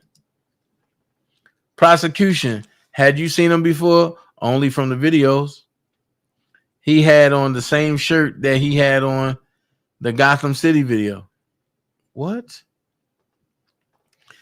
As they were leaving, Kelly said, "Let me talk to Nia for a minute." Ware testifies, "I was like, no, you got 5 minutes." So they went out in the hallway. They were out there exactly 5 minutes because I came out in 5 minutes. What? Ware says they were in the studio's waiting area when R. Kelly came out and greeted them and brought them into the back. Ware said they spent the rest of the night there alongside 3 or 4 guys. Kelly would occasionally pop in and out as well, she said. When Nia left the room to be alone in the hallway with R. Kelly, Ware said she told Kelly and Nia that they only get 5 minutes. She says she enforced this time limit by walking into the hallway where Nia and Kelly were after 5 minutes. Julian concludes her direct questioning, and Bonjean is back up for cross-examination. Ware tells Bonjean she didn't see anything explicit happening between Nia and R. Kelly in the hallway, only that they were standing close to each other. Next on the stand is a federal agent who reviewed documents related to R. Kelly's 2002 grand jury proceedings. This testimony is boilerplate, just verifying the documents that prosecution has produced for the trial. Prosecution concludes questioning him quickly.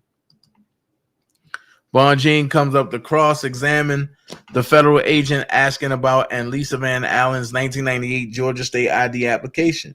After verifying that the documents related to the ID aren't forged, Bonjean also concludes her cross-examination. Breaking: prosecution of R. Kelly's federal criminal trial in Chicago has rested its case. They have no more witnesses. Presiding Judge Harry Lemonweather tells the jury the trial is suspended until Thursday at 10 a.m. Central Standard Time, so defense can get its own case assembled. A full story on today's proceedings and federal prosecutors resting their case against R. Kelly is coming later today for courthousenews.com. Defense for R. Kelly and his co-defendants plan to wrap up their own case before the end of next week. Wow. Wow. Wow.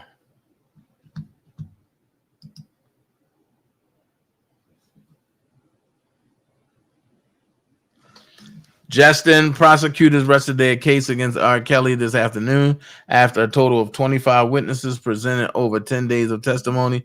A defense case will begin on Thursday.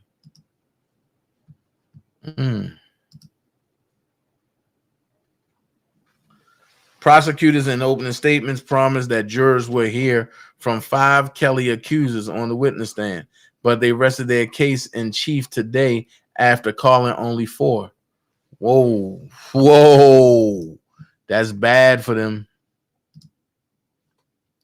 That's bad for them.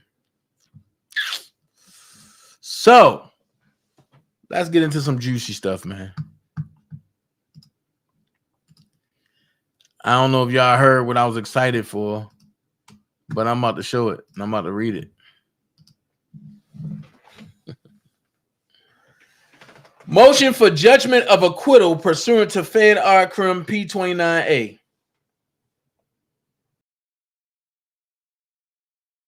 I don't know about y'all, but to see something like this during a trial makes my heart sing.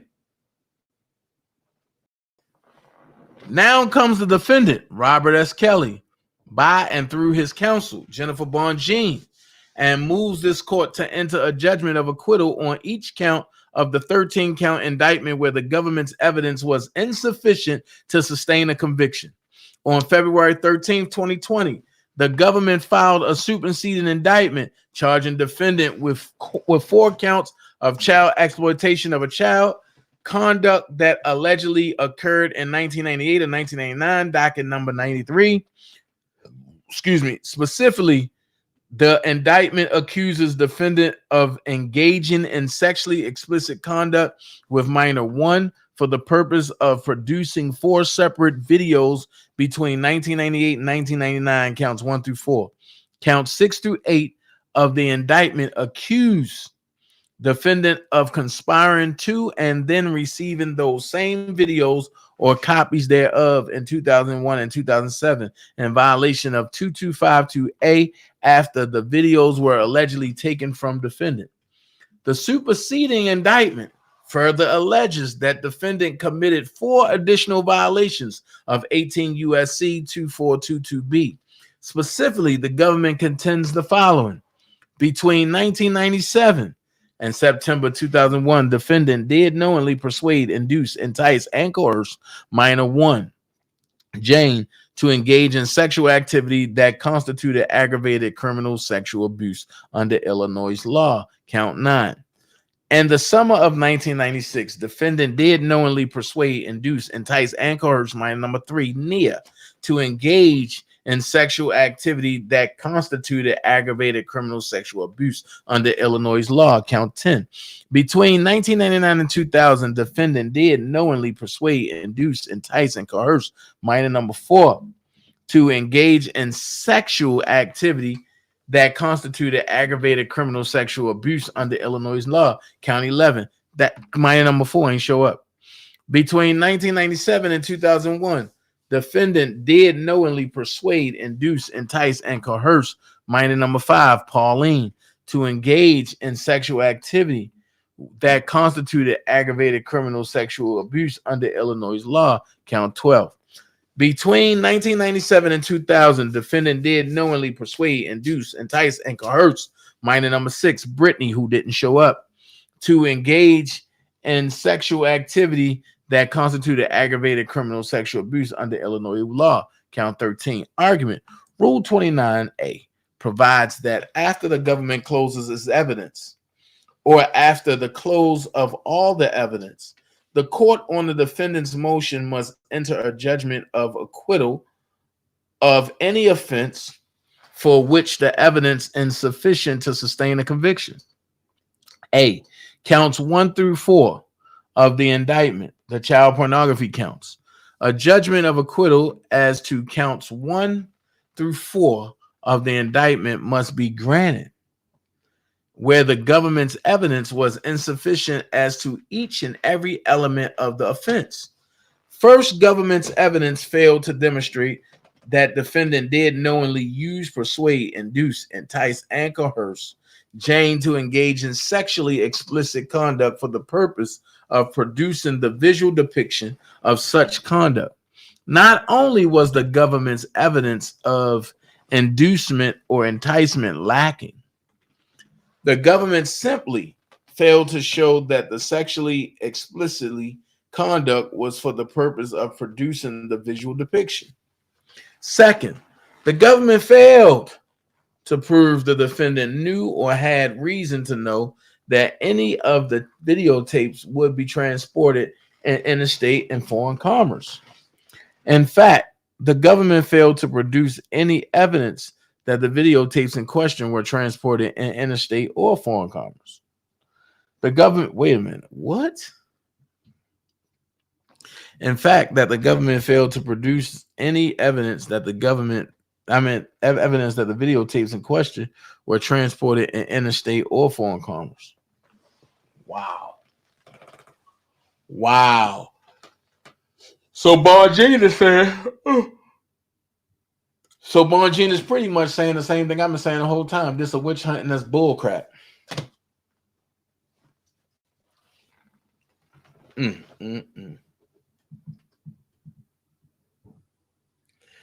the extent the government contends that it is the images that were transported in interstate commerce. The government's evidence is still insufficient. Indeed, the government's evidence was entirely lacking on the question of how, if any, alleged tapes or images of the defendant and Jane engaged in sexually explicit conduct was transported in interstate commerce. And certainly, there was no evidence presented that defendant knew the videotapes or images would be placed into interstate commerce. The evidence is undisputed that defendant Kelly played no role whatsoever in placing the tapes or images into interstate commerce. Accordingly, the government's evidence as to all child pornography counts was insufficient. Hold on. Golly, man, that's crazy. That's crazy. They gotta get that man, release that man, and give him his time back. Woo! Good God Almighty.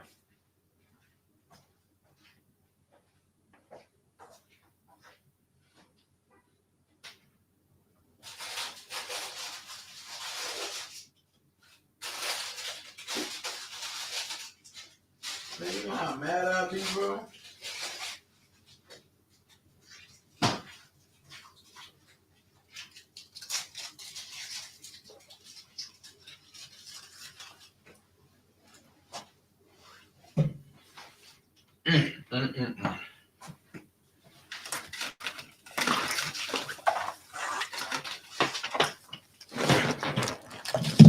Sorry about that. I had to go get my ice cream bar.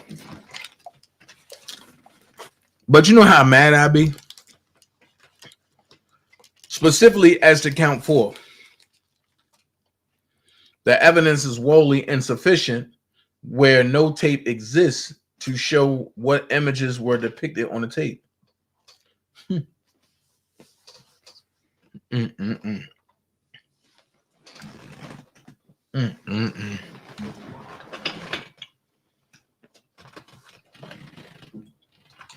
I'm just mad thinking about it.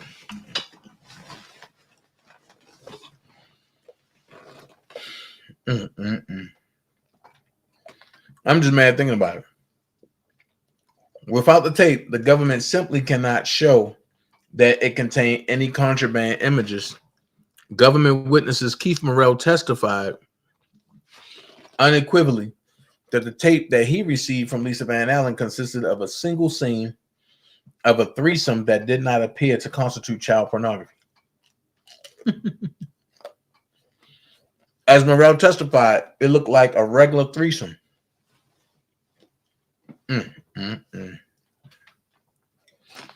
The government's failure to produce this video, along with the testimony of Morrell, is fatal to the government's case on this count. This court should therefore enter judgments of acquittal on each and every child pornography count pursuant to Federal Crim P 29A.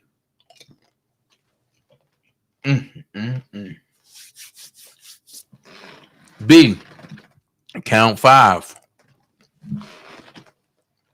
of the indictment. Conspiracy to obstruct count. The government charged defendant Kelly with a violation of the general conspiracy statute set forth in 18 U.S.C.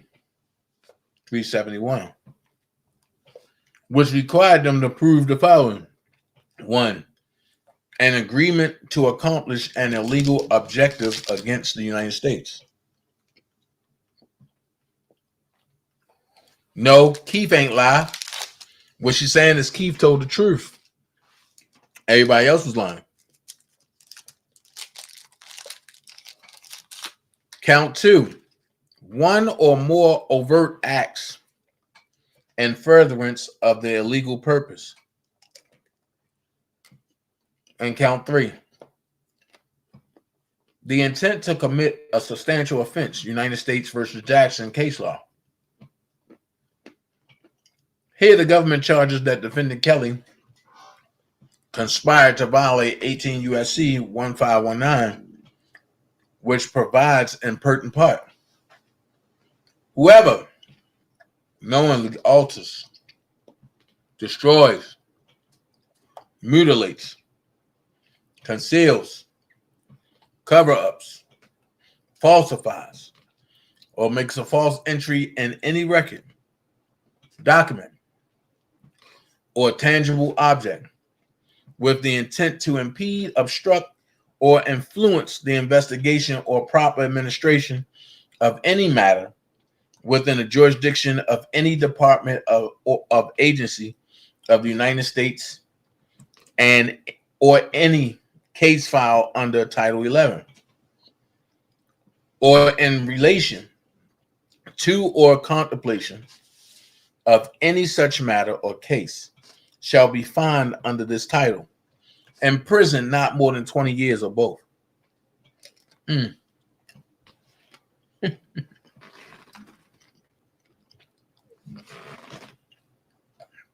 To sustain a 1519 offense, the government must prove the defendants knowingly falsified a record or document.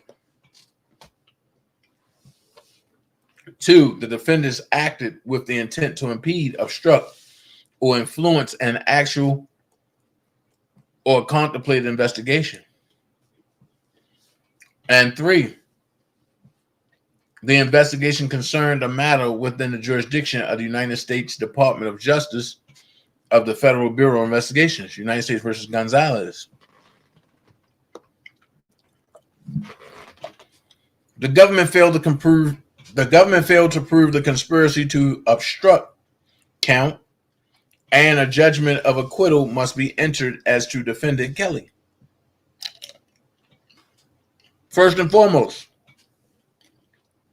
the government failed to prove any evidence to show that an overt act occurred within a statute of limitations period. The government alleged in its superseding indictment several overt acts within the statute of limitations period, namely a payment from RSK Enterprises to defendant McDavid and a series of checks in 2014 and 2015 to Jane. The government did not show that any of this conduct was connected in any way, shape, or form to the alleged conspiracy to obstruct. Indeed, Jane herself denied that any payment she received from defendant, who became her long-term boyfriend and close friend until shortly before defendant's arrest, had anything to do with impeding or obstructing defendant Kelly's 2008 prosecution for child pornography or any contemplated federal investigation prosecution. Both Jane and her mother denied that any money that was directed their way from the defendant Kelly amounted to so-called hush money or was provided with the objective of falsifying or destroying objects. Furthermore, the government's evidence was woefully insufficient to demonstrate that defendant entered into any agreement that knowingly alter, destroy, mutilate, conceal, cover up, falsify, or make a false entry in any record, document, or tangible object. For one thing, the government offered no evidence that any object covered within the scope of 18 USC 1519 was falsified, destroyed, or concealed, while the government may have offered evidence through Jane and her mother that they testified falsely before the grand jury. The false statements of the witnesses, all of whom testified that they had their own motivation for testifying falsely, does not satisfy the government's burden of proving the falsification of records or documents. Defendant Kelly adopts defendant McDavid's Rule 29A motion, which further elaborates on this argument. In fact, the government failed to present any evidence showing any act designed to influence, false testimony from Jane or her mother. Both government witnesses testified consistently that they had independent reasons for testifying, as they that had nothing to do with any threats, coercion, or influence on the part of the defendant. Separately, the government failed to establish that the defendant, Kelly, entered into any agreement to obstruct or that his acts were carried out in contemplation of any federal investigation. Indeed, as applied to defendant Kelly, Section 1519 is void for vagueness, since the record shows that defendant had no knowledge of the contemplated federal investigation when he allegedly committed the prohibited acts. Excuse me. The statute is unconstitutionally vague because it does not require a defendant to know of an ongoing or contemplated federal investigation when making a false entry. And in this specific case, defendant Kelly had no knowledge of an ongoing or contemplated federal investigation at any point, but most certainly in 2014 through 2019, when the government contends the final overt acts of the conspiracy occurred. And some, for the reasons stated above, and for those further articulated in defendant McDavid's Rule 29 motion, this court should enter an acquittal as to count 5 of the superseding indictment. C, count 6 through 8 of the indictment, conspiracy to receive child pornography. The government failed to prove that defendant Kelly entered into an agreement with any other individual to receive child pornography, or that he in fact received child pornography as pled in counts 7 and 8 of the indictment. The government's evidence, in its best light, failed to show that defendant specifically sought to receive child pornography rather than any embarrassing sex tapes, such as a threesome video involving his ex-wife. Specifically, as to count 8, the government did not even show that the tape contained child pornography.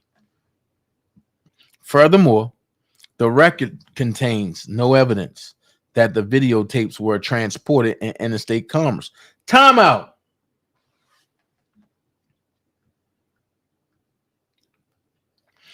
The government failed to prove that the defendant Kelly entered into any agreement with any other individual to receive child pornography, or that he in fact received child pornography as pled in counts 7 and 8 of the indictment.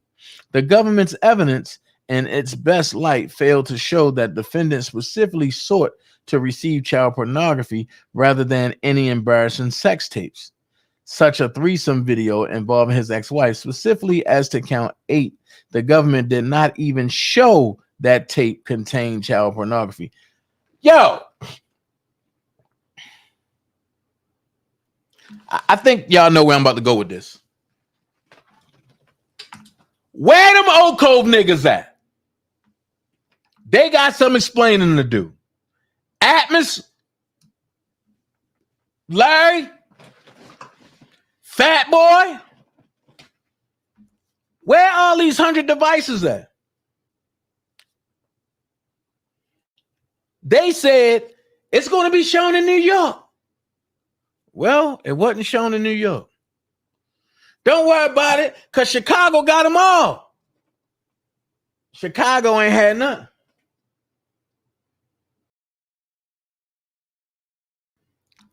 So where are these 100 devices at? All the videotapes and this and this and this. I told y'all what was on the videotape from day one.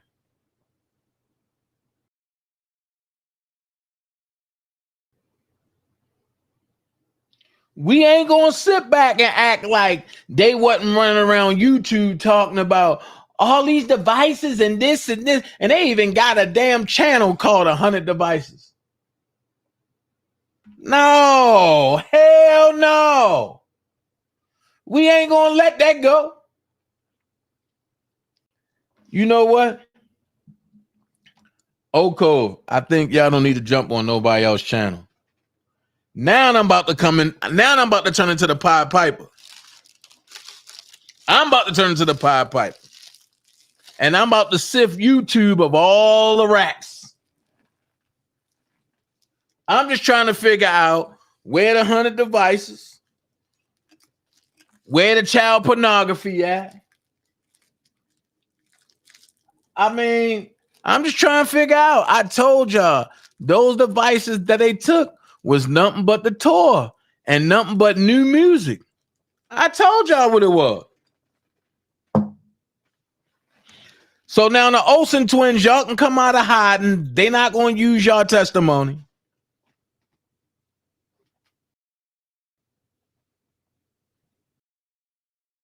Fuck that. I'm hitting everybody. I don't give a fuck. Y'all don't like me anyway, so shit. Let's make it even. Y'all don't like me anyway, so let's make that shit even.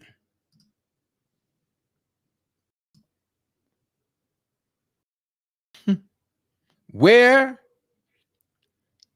So Olsen twins, y'all can come out of hiding. Y'all can come out of hiding now.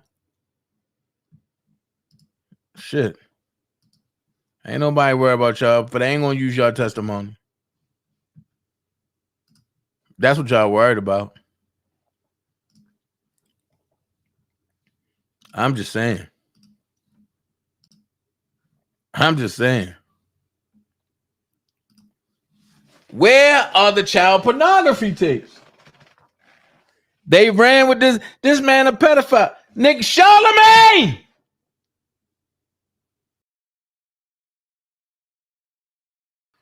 What is that little light-skinned nigga up there with a Charlemagne?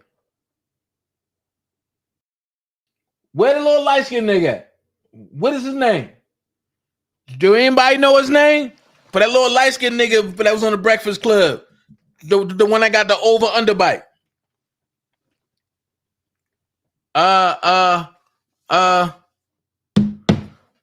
Where? What's his name? Hey, DJ Envy. Where the child porn tape at, man? Ricky Smiley. Oh, I ain't letting you go because you colored, nigga.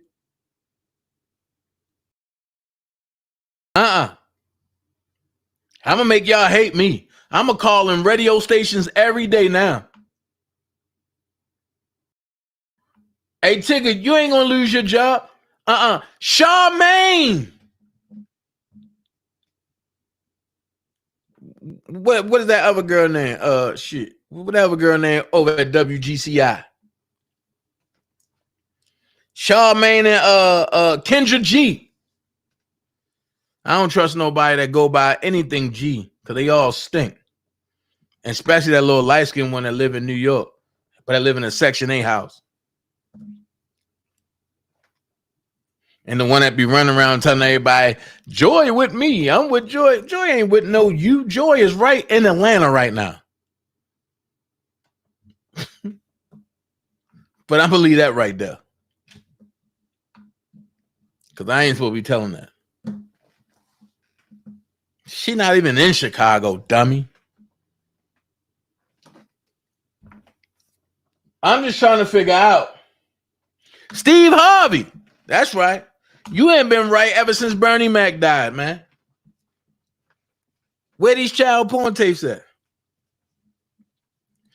All y'all niggas that turned on R. Kelly. Who Godfrey? Who's Godfrey? Oh, whoever Godfrey is.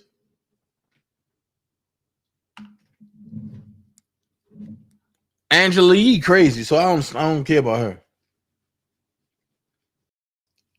Mike Epps too. Mike. Day. I know you ain't do that, Day. I know you ain't do that, Day. Day, I know you ain't do that, Day.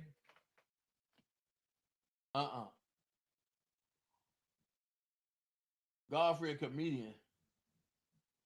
Okay.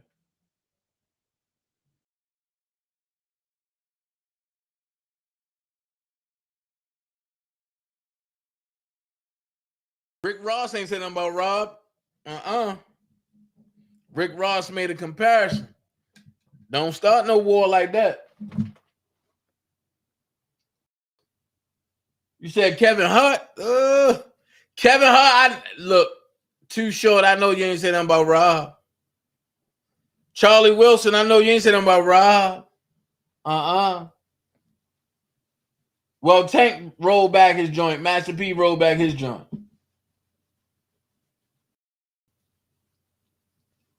I'm putting it out there. Hey, Kevin Hart, I know you ain't saying nothing about Rob. No, you didn't. No. Furthermore, the record contains no evidence. Furthermore, the record contains no evidence that the videotapes were transported in any interstate commerce. Accordingly, a judgment of acquittal should be entered as to count 6 through 8 of the superseding indictment. Where's the tapes that Michael Avenatti gave y'all? Was y'all mad that stuff was going to be vetted?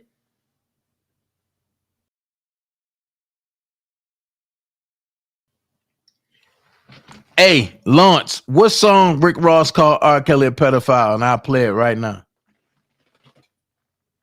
I got to hear that. Selena Johnson, bring your ass to the stand.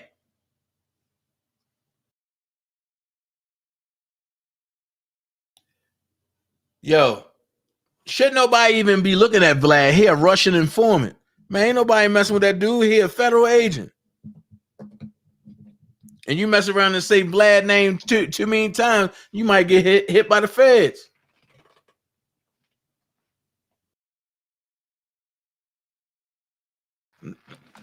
Michael Jai White, nah, man, I ain't messing with him unless I got some things around me. But that dude know like 30 different levels of kung fu. I ain't crazy now. Nick Cannon, oh my God. Mr. Gigolo. I know Mr. Gigolo ain't say nothing. I know Mr. Gigolo and lots of dough. I know Mr. Gigolo ain't say nothing.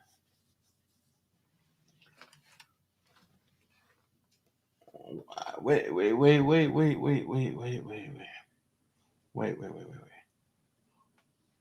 John Legend, Lord Earthly Looking Tail. The whole. See, I'm about to get my channel shut down.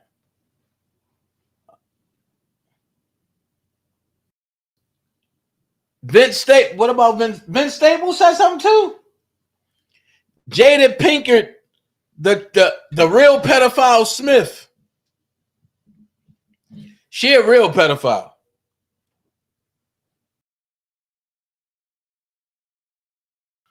No, wait. Raz B ain't say nothing about Rob. I'm tell you that now. He love Rob. And so do J Bug. The only person from B2K that said something was Omarion. Nah, man, don't say no T.I., but don't say T.I. said that. You'll have me pull up on Flip the way Queen's Flip be pulling up with people. Don't tell me that. Chili and Yo-Yo said something too. Oh, Keke Palmer, you bad acne, Mr. Boogity Boo looking self.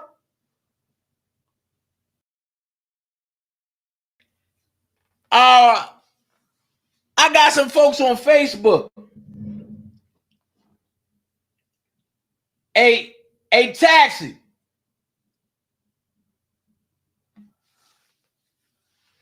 A taxi, I need you to step up to the stage, bro.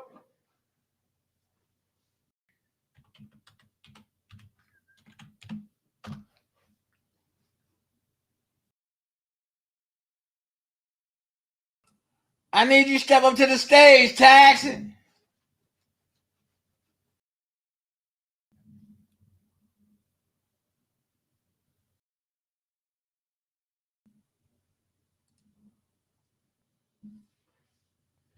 I'm just saying. You know, I'm about to get bold. Hold on.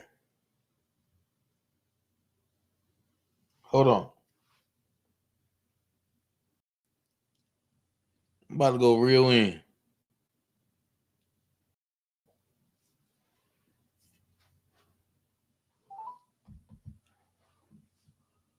I'm about to go in. Cuzzo. Cuzzo. You hear me? Yeah. Hey, Cuzzo. My phone just got in the car. Switched to the car. What up, Buffy? Look, I'm live, right? And you know, Yeah. and you know the indictment came. Well, not an indictment, but look, they found no child pornography and no type of situation dealing with a rob, bro. That shit crazy, bro. It turns out to be that everybody was over age, and it turns out that the reason why he wanted that one tape back is because his ex-wife was on there in a threesome. Wow. And he didn't want her to be humiliated. Right. So he was protecting her. Right. So where Taxi at? Right. Right.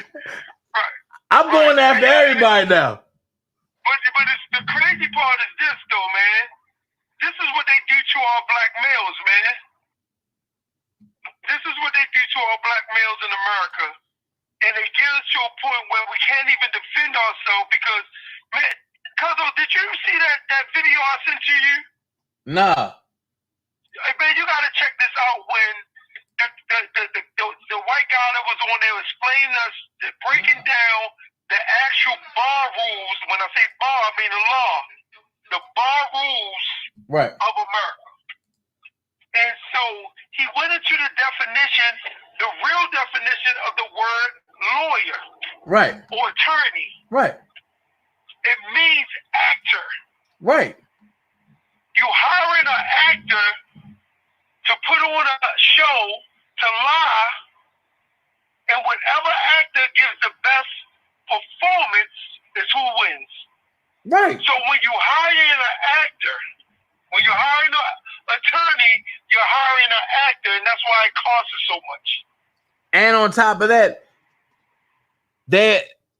their loyalty is to the bar and not to you.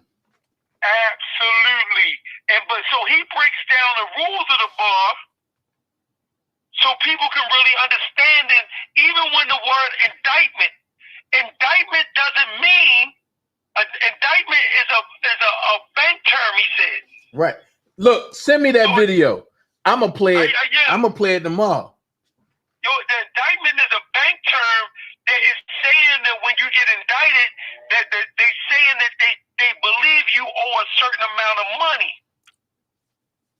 If you don't have the money that they say that you owe, then that's when they actually arrest you and put you on a bond, and you got to pay the bond to get out because you couldn't pay the indictment price. Watch this.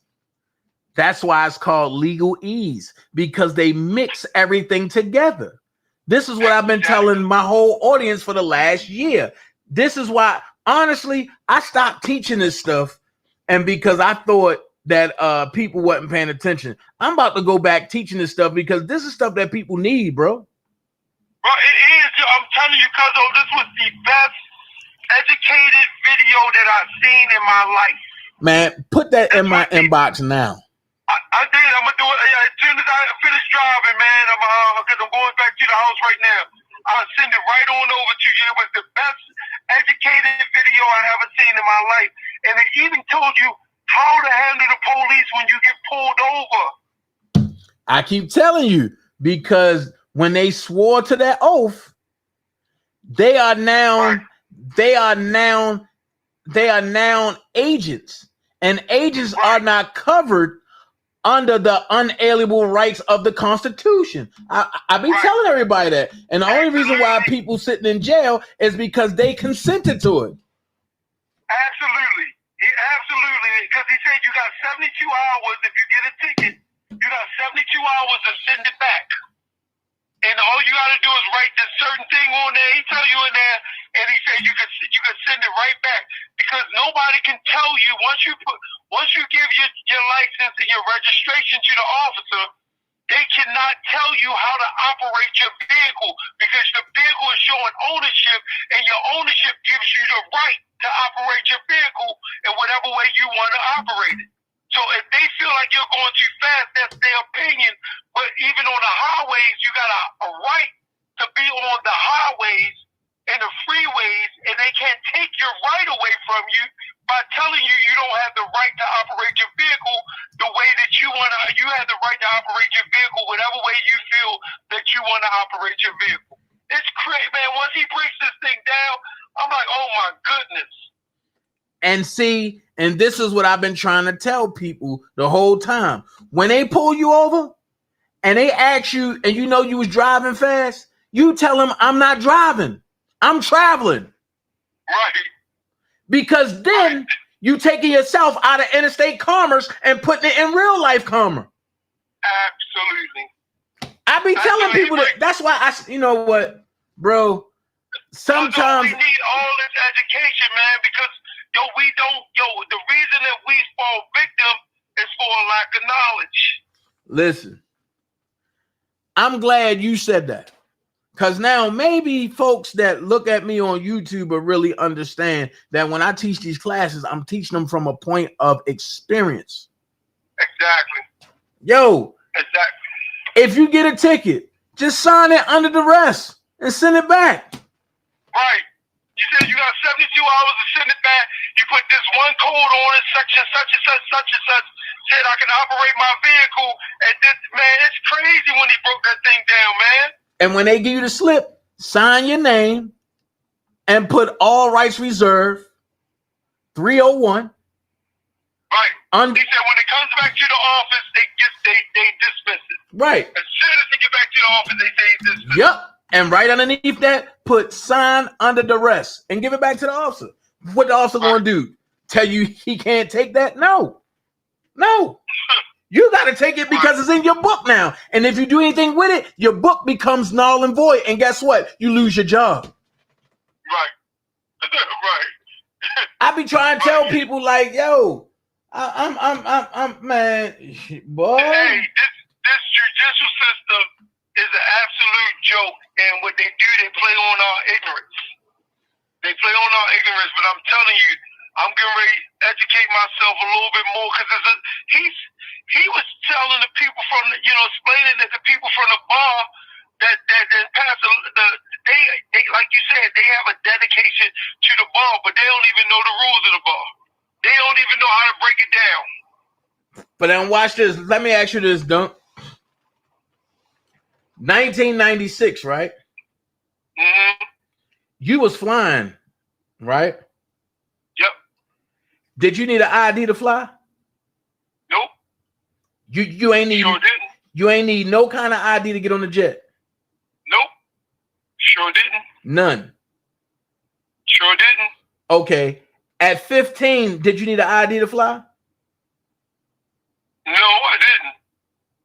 My mother, whoever had to say who I was. I didn't had to show no ID. Exactly.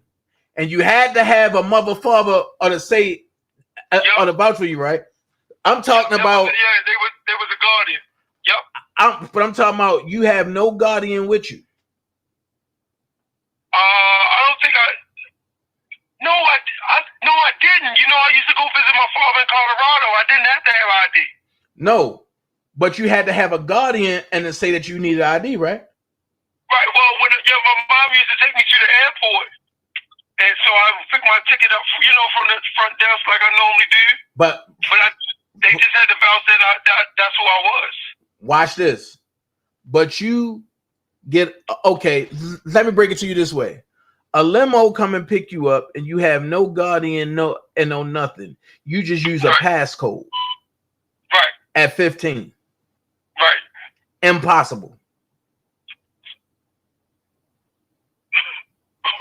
You said impossible? At 15, no guardian, and to vouch for you are nothing to say what your age is, impossible.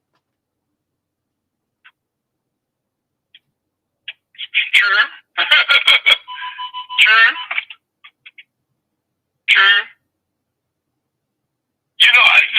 Like the crazy part, Daniel, like when I'm sitting and thinking about it, I've been traveling by myself as a kid since I was like 5 years old.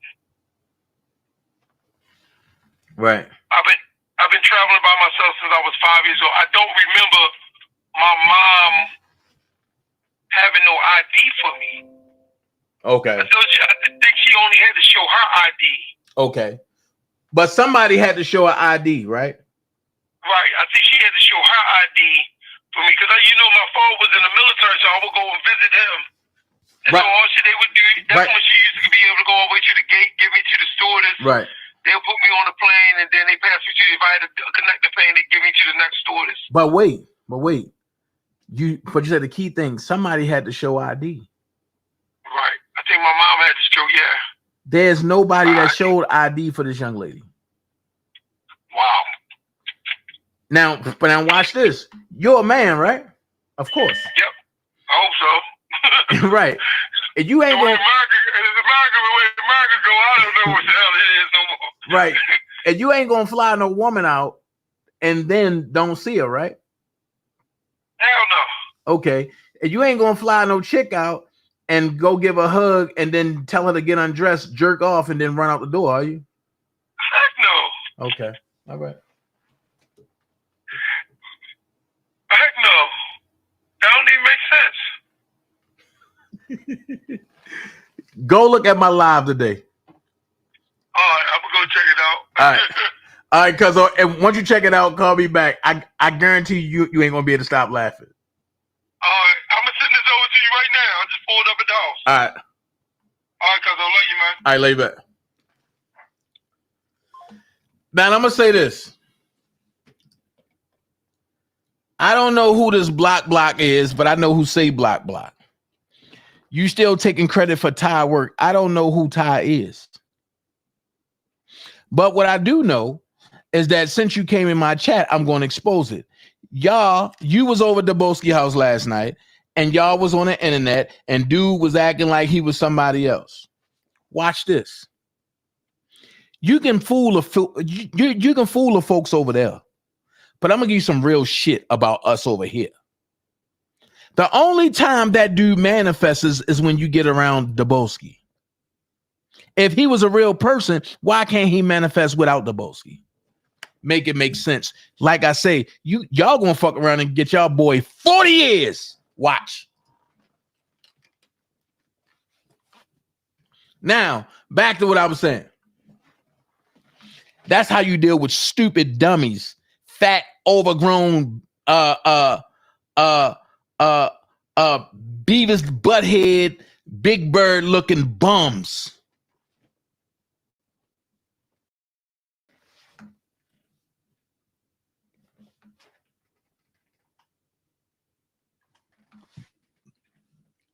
That's how I put it.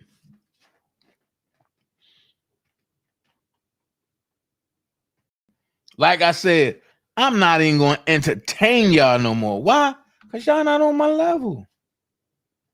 Talking about, oh, Rob don't like you. Rob called you bozo of the year. Oh, yeah, okay. All right.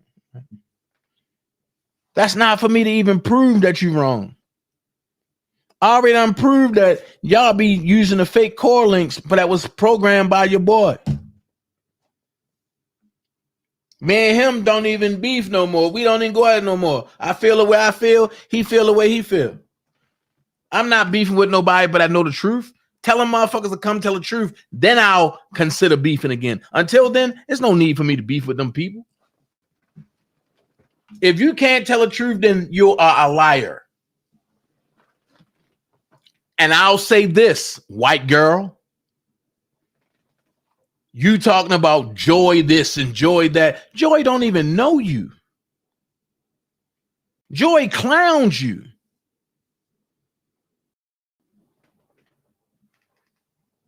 Stop playing.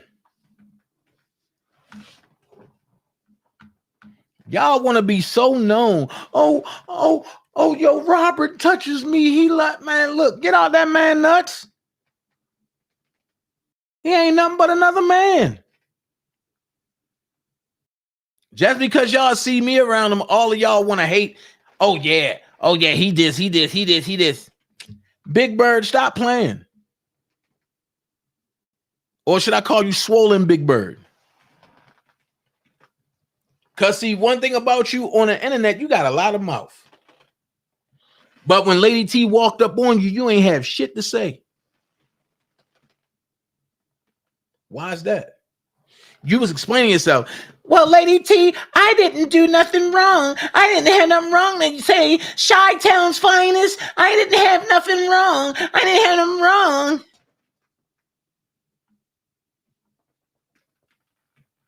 When they walked up on you, you went into the goddamn courthouse and then got loud when the marshals came outside. And you wasn't loud when they walked up on you.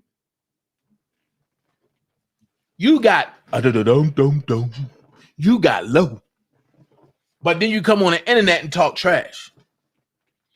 Oh, Bozo wasn't in Chicago. Oh, this and this and this and this and this and this. I get it. I get it. But I do have a job. See, I don't work for the government. See, I don't work for pretrial in New York. I don't get that luxury and to take off whenever I want.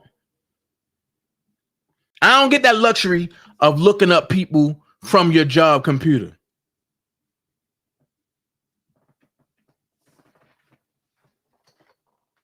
Now, Glenda Jeffries, do you want to take it there?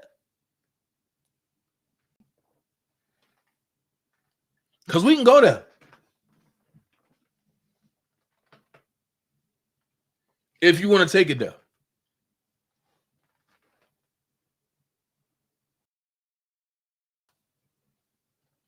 You always want to talk about people. Now watch. I can really get on your gear. I can really get on you something bad, ugly, and terrible. You have been nothing but a third wheel in any of this dealing with R. Kelly. And no matter who you rock with, you are always the third wheel. I don't got to pay for a vagina. You got to pay for a penis, though. Make that make sense.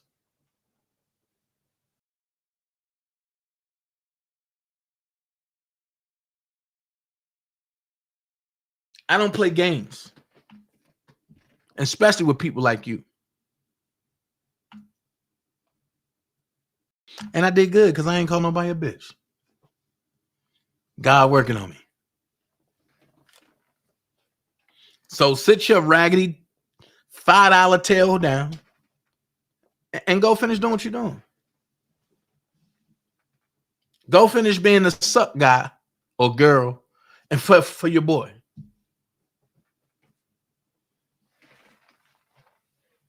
Miss, oh, I talked to Robert. No, you don't. And I know for a fact you don't. Y'all think y'all can go through y'all think y'all can go through y'all boy, which goes through Rob's best friend, which gets to Rob. So you think that's the plug? When you know the man direct, and you don't have to go through somebody to get to somebody. You can directly go to that person. And like I said, when you got that card and I had Rob sing happy birthday to you, oh, you don't tell that. You don't tell that. That's giving Dana too much credit. But guess what? I don't want no credit. I don't want no credit. Everything I did was from my heart. That's why I ain't doing shit else. Because now I don't have a heart.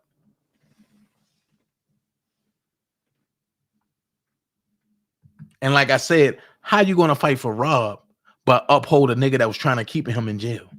Make it make sense.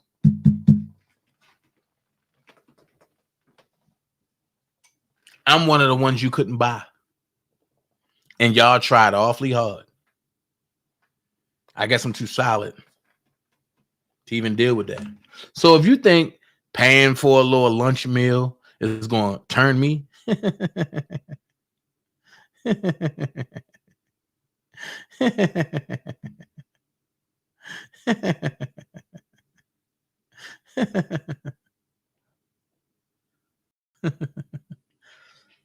Southside Big Steppin'. Check this out. You want me to tell you why I fight for Rob? Because without a shadow of doubt, I said it from the beginning, I said it in the middle, and I'm going to say it in the end. Rob is innocent. Whatever y'all got to do with Rob, whatever beef y'all got, y'all take it up with that man when he come home. Y'all, you and Jetfly deal with that man when he come home. See, I know who you are, Southside and Big. I know who you are, Southside Big Steppin'. And I'm not going to put it out there. Because you ain't say nothing about me in so long, and I ain't say nothing about you in so long.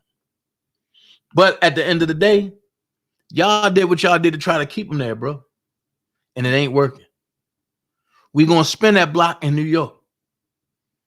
I'm going to ask you this, Southside Big Steppin'. Are you ready for your court case that's about to come up? And like, well, don't your joint start on the 31st?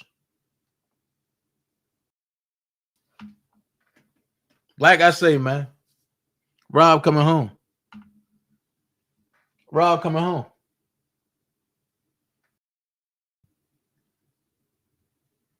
Rob coming home.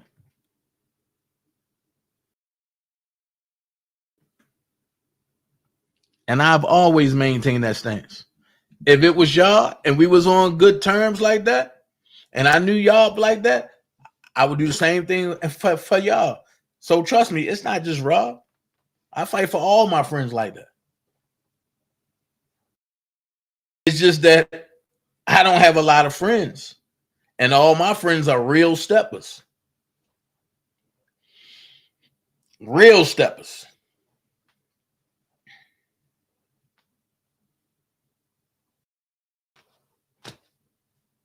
I'm just saying.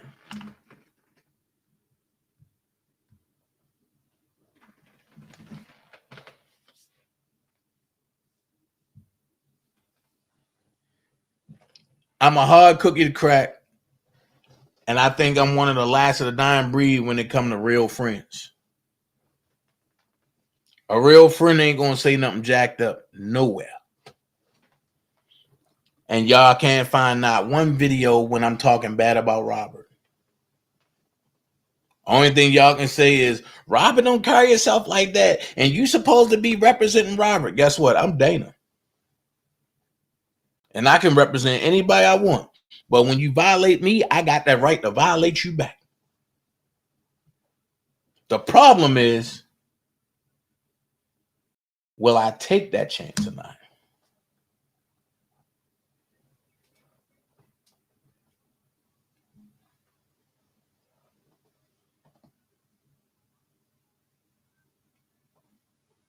So let's get back to it so we can close this thing out.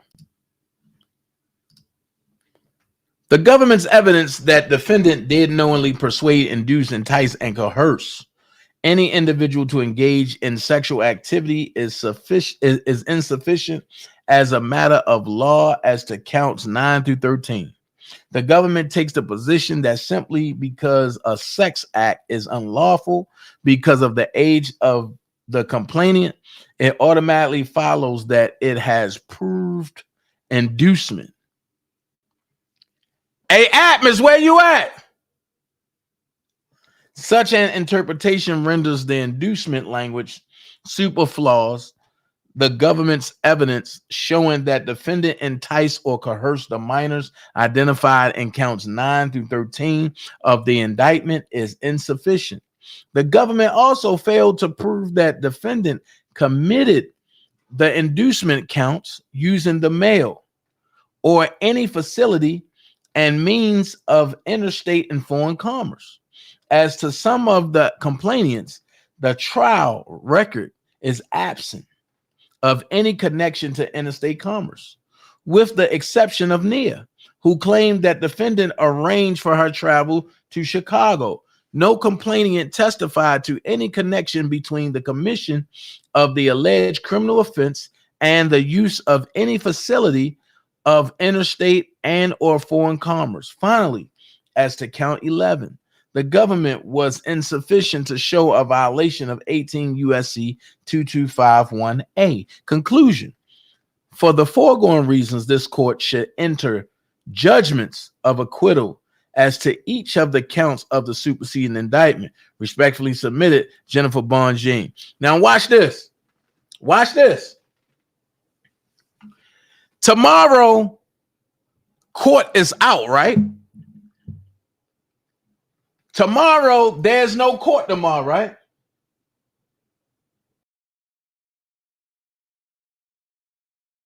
Tomorrow, there's no court, right?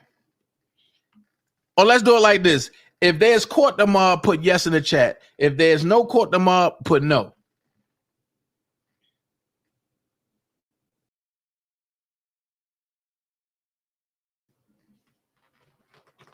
There's no court tomorrow. I see one no.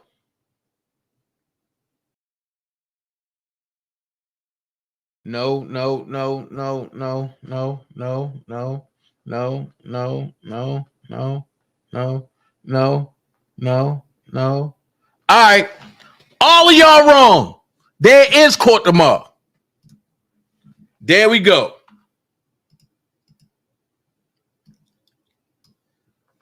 Let's go. United States of America versus plaintiff Robert Sylvester Kelly. And look how they spelt his name all of a sudden. All of a sudden, he's a person. Look, notification of docket entry. This docket entry was made by the clerk on Tuesday, August the 30th, 2022. What's the date of the day? What's the date of the day? It clearly says minute entry before the Honorable Harry D. Leavenworth jury trial held and continued to 9/1/2022 at 10 a.m. and court motion hearing set for 8/31/2022 at 10 a.m. mailed notice. Guess what? What I just read is going to be held tomorrow. So therefore, Robert might be free tomorrow.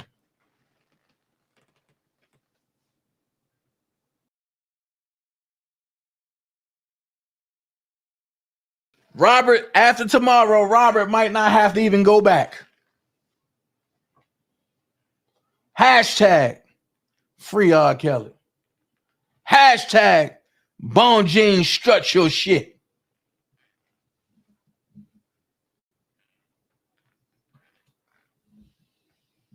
So at 10 a.m., it's a hearing for what I just read to you on behalf of Robert Sylvester Kelly.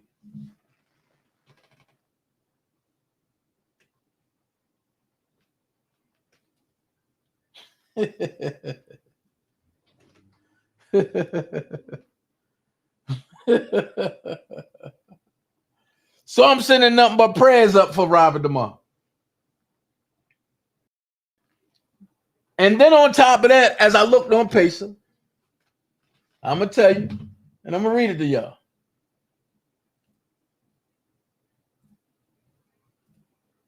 As I looked on Pacer,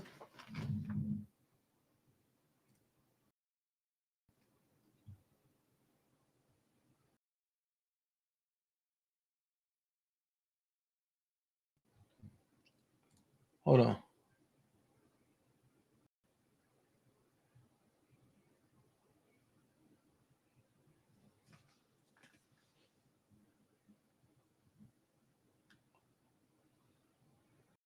As I looked on Pacer,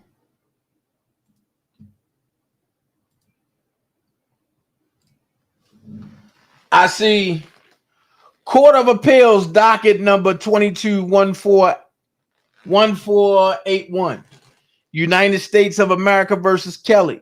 Appeal form, Eastern District of New York, Brooklyn. Fee status, paid. Case type information, criminal, direct criminal. Number 3, none. Originating court information, District 0207-1. Trial judge, A&M Donnelly, U.S. District Judge. Date filed, 6/20/2019. Date order judgment, 6/30. 2022. Date NOA filed 07/11/2022. And Bonjane entered in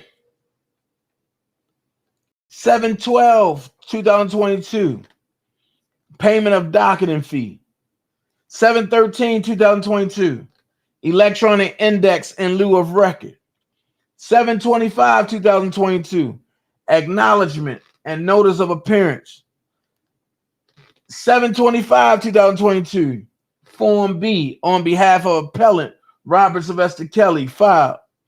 7/26/2022. New case manager. 8/3/2022. Notice of appearance as substitute counsel.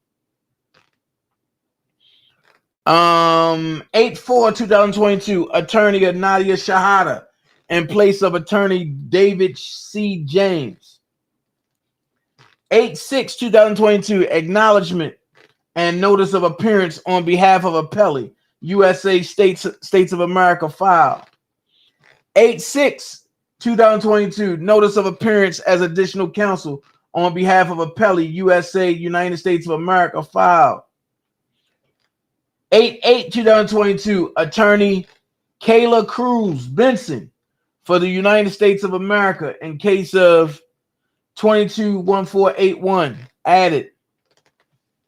Check this out.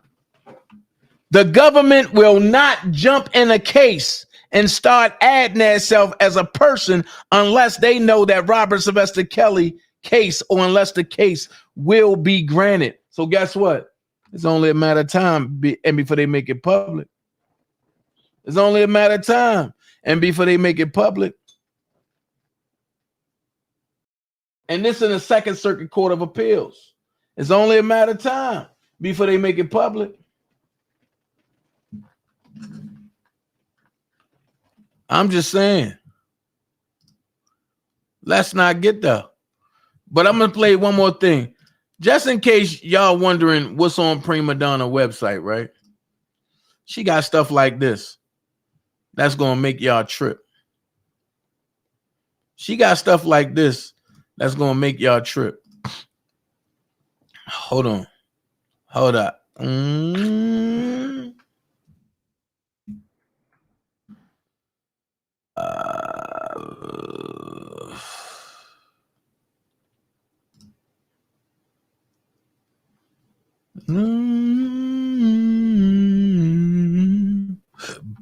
Check this out.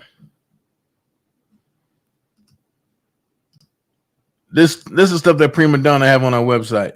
Let's go.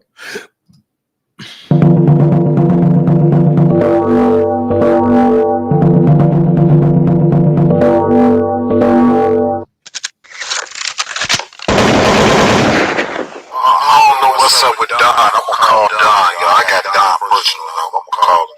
Listen, bro, they call lick, bro. The man dealt with R. Kelly in my living room, bro. The man dealt with R. Kelly in my kitchen. We dealt with Don Russell in our kitchen, bro.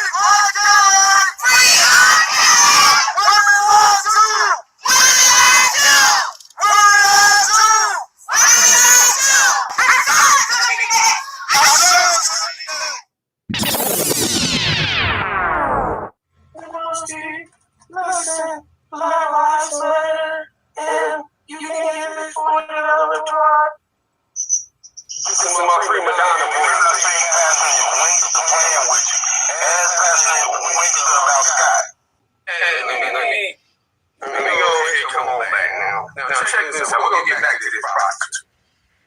But tell people as another blogger, man, where it's me, you, and Tyson, bro. How many people come at you, man? How many prank phone calls you get? How much bullshit do you on a regular basis, though? Because I always put it on the show phone. I keep that shit, to a minimum. It normally be just on my wall or some shit like that. But, the sly old fox, the Nay Gay, pass my number out to their little company and little troopers, to make that, favorite stretch, man. That shit, only thing motherfuckers don't understand with a motherfucker like me, when you threaten me, when you come at me with violence, bro, it just make me just go another step higher. You would never even be able to just run up on me and get nothing up on me, bro.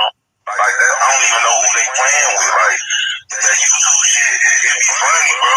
That shit be funny, but when a motherfucker call your phone with that shit, Now, it should be clear that while this open investigation and these trials were going on, I was laying out the foundation to what was going to be revealed even current day. And in the meantime, I watched a whole lot of trifling and scandalous bullshit across the web. Now, it should be blatantly obvious the things that I went against that would obviously make certain individuals mad. And from my point of view, all I could say is either A, they're doing these for certain motivating factors, or they're just outright dumb. And again, I refuse to believe anybody would insert themselves in situations like we have observed and be completely oblivious to what's really going on. So I'll take this time to further elaborate on some of the things that someone such as a Dubowski was doing intentionally and then running from platform to platform with my name in his bullshit. So let me just clear the air. Number one, the first thing that they concocted was this lawsuit from this fan group. Obviously, I felt that was dumb, and they felt I was taking subliminal shots at them. Either way, I didn't care. The next thing, you have these janky-ass sisters. So when I flat out say that if his attorneys didn't confirm this $1 million initiative among other fundraising efforts they were doing behind the scenes, I was not going to share it with my audience. The only things that I was sharing at certain points, which you can go back and reflect on, are old reportings, the things that are in the media now, and what the attorneys were saying. So when you had all these weird-ass people getting together wanting to come and set up all these interviews, and then we watch them all fall out from the supporter side to the opposing side, it should have given clear insight as to why I said a lot of these people just wanted to make R. Kelly a talking point. A lot of these people wanted to be part of the problem and the solution. And a lot of these people think he's guilty and act like they just want to advocate so he's treated fairly, but still believes he needs help. You know what I'm saying? You talk about them like Bill. Oh, they gonna lock his ass up like Bill. You know what I'm saying? You better start singing that song, Prayer Change. Prayer Change. You better start singing because you gonna need it. But so what? But at the same time, I'm talking about the incident in head. R. Kelly got issues. You know what I'm saying? And you talk about they gonna lock him up like Bill. Oh, they gonna lock his ass up like Bill. Now, if it ain't blatantly clear why I can never get behind a lot of these low-budget splendor daddies on this internet, it's because if you listen to the things they say, they tell you their intent. If you paid attention to all the things that they were caught in the middle of, you would see that it's too much of a coincidence for them to always be there, for their subscribers to be always in the mix. And even for somebody like Tim Savage to allege his daughter is being held captive by one of these subscribers on Dubowski's channel.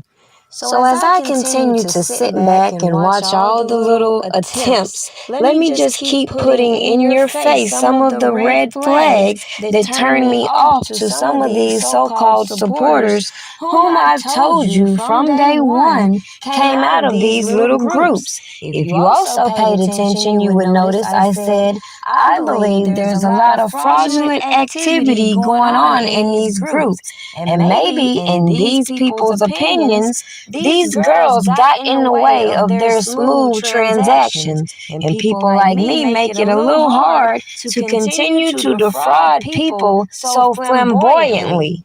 Yet as I presented to you, I just found it odd that some of these co-conspirators started to reveal these individuals they are using source information from behind the scenes, and then wonder why people like me want no parts of none of the things they're engaging with, including all the stuff they're doing to interfere with this man's defense. Even to this day, I believe, people try to infiltrate Miss Bonjean, but clearly, I think it didn't work out the same way as the previous attorneys. Yet if you've watched all of this from beginning to end, you will see this pattern of how I believe individuals were able to align themselves with certain individuals in order for them to set all these things into play. Maybe some thought if they just came out here talking about defense fund, they would keep so many people distracted. But when you come to people like me with that, I have to look at the whole picture and wonder, what is it you're trying to divert my attention from? And as you can see, as I put in your face, I feel like if the FBI did such a thorough investigation, some of the things that I've shown you would have been apparent in court. But the fact that some of these business assets that have been acquired, even when it comes to this man's music and his prized possessions, says a lot. Well, indeed. So when you told me this, I'm like, I done already talked to the twins. I done already talked to the Shanti McGee husband. I done already talked to Don Russell. I done already talked to Linda Mitchell. Oh.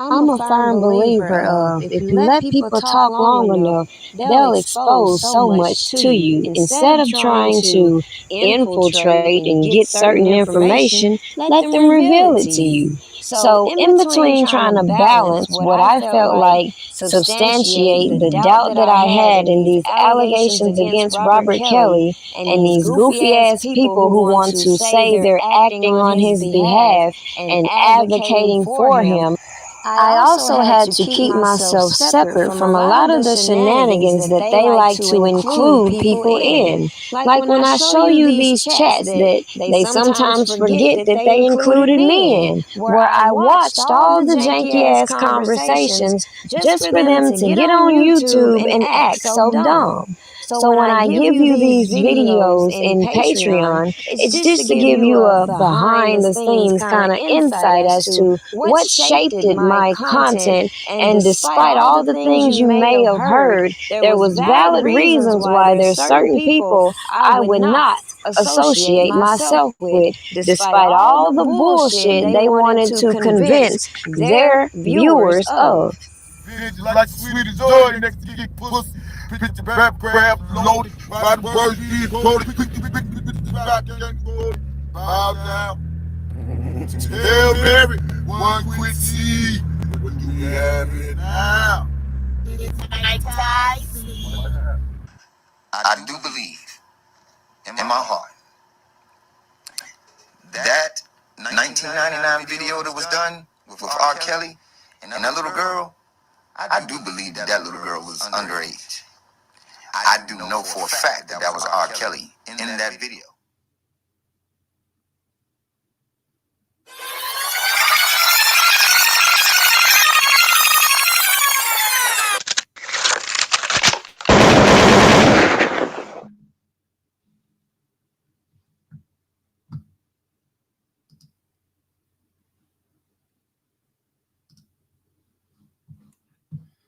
Well, on that note,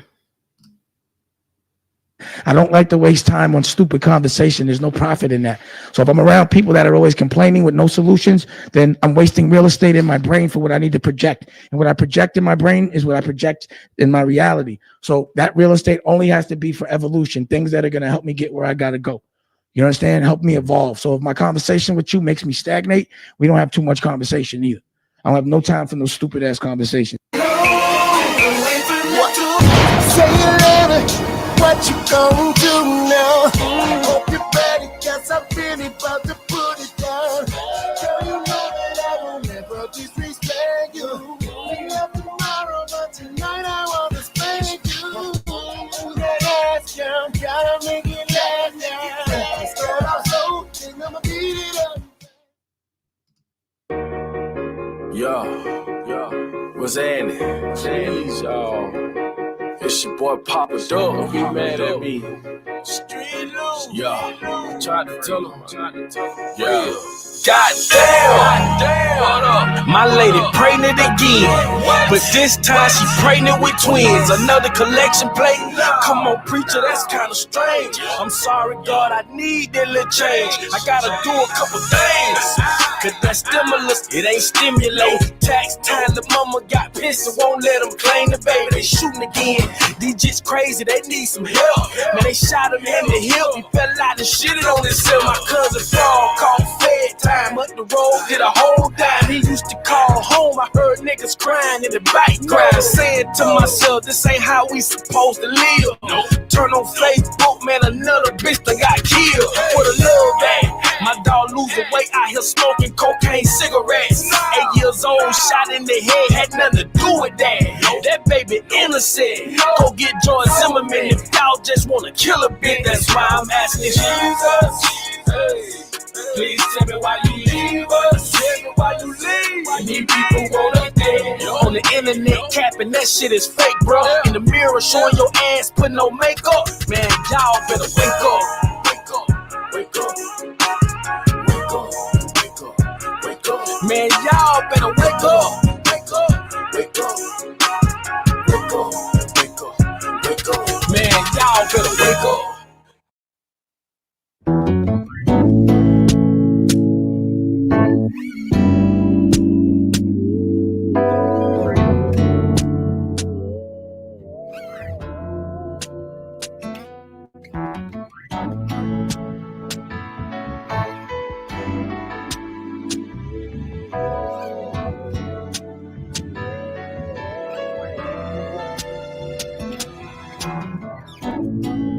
Red's not supposed to be green, like faith's not supposed to be seen. The sky's not supposed to touch the ground, and a square's not supposed to be round. The moon's not supposed to touch the sun, and a 2 is not supposed to be a 1. Said the heart's not supposed to weigh a ton, and forever's not supposed to be done.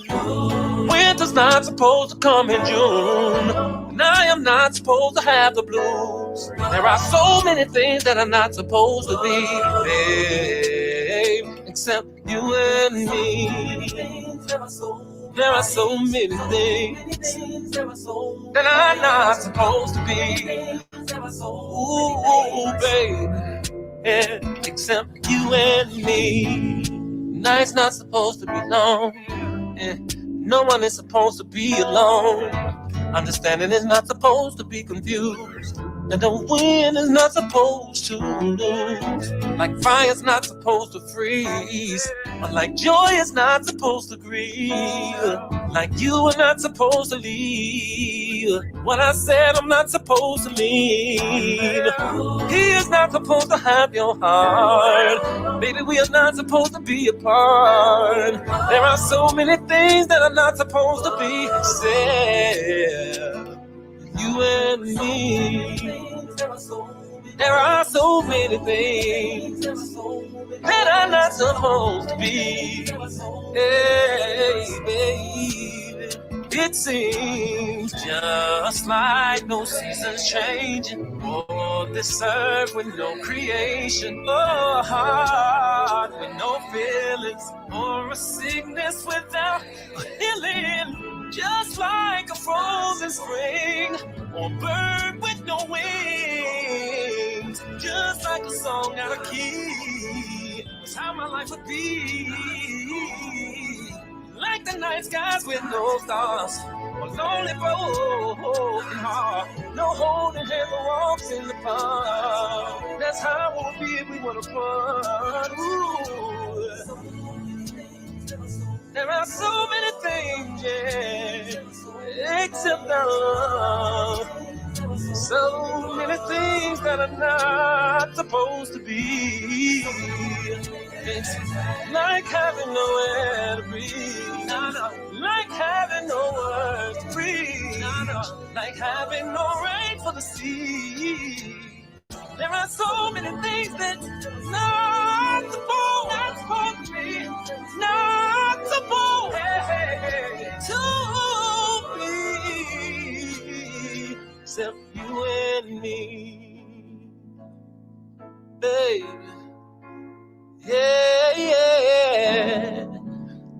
babe. Yeah, except you and me. Good night, everybody. Enjoy the rest of your night.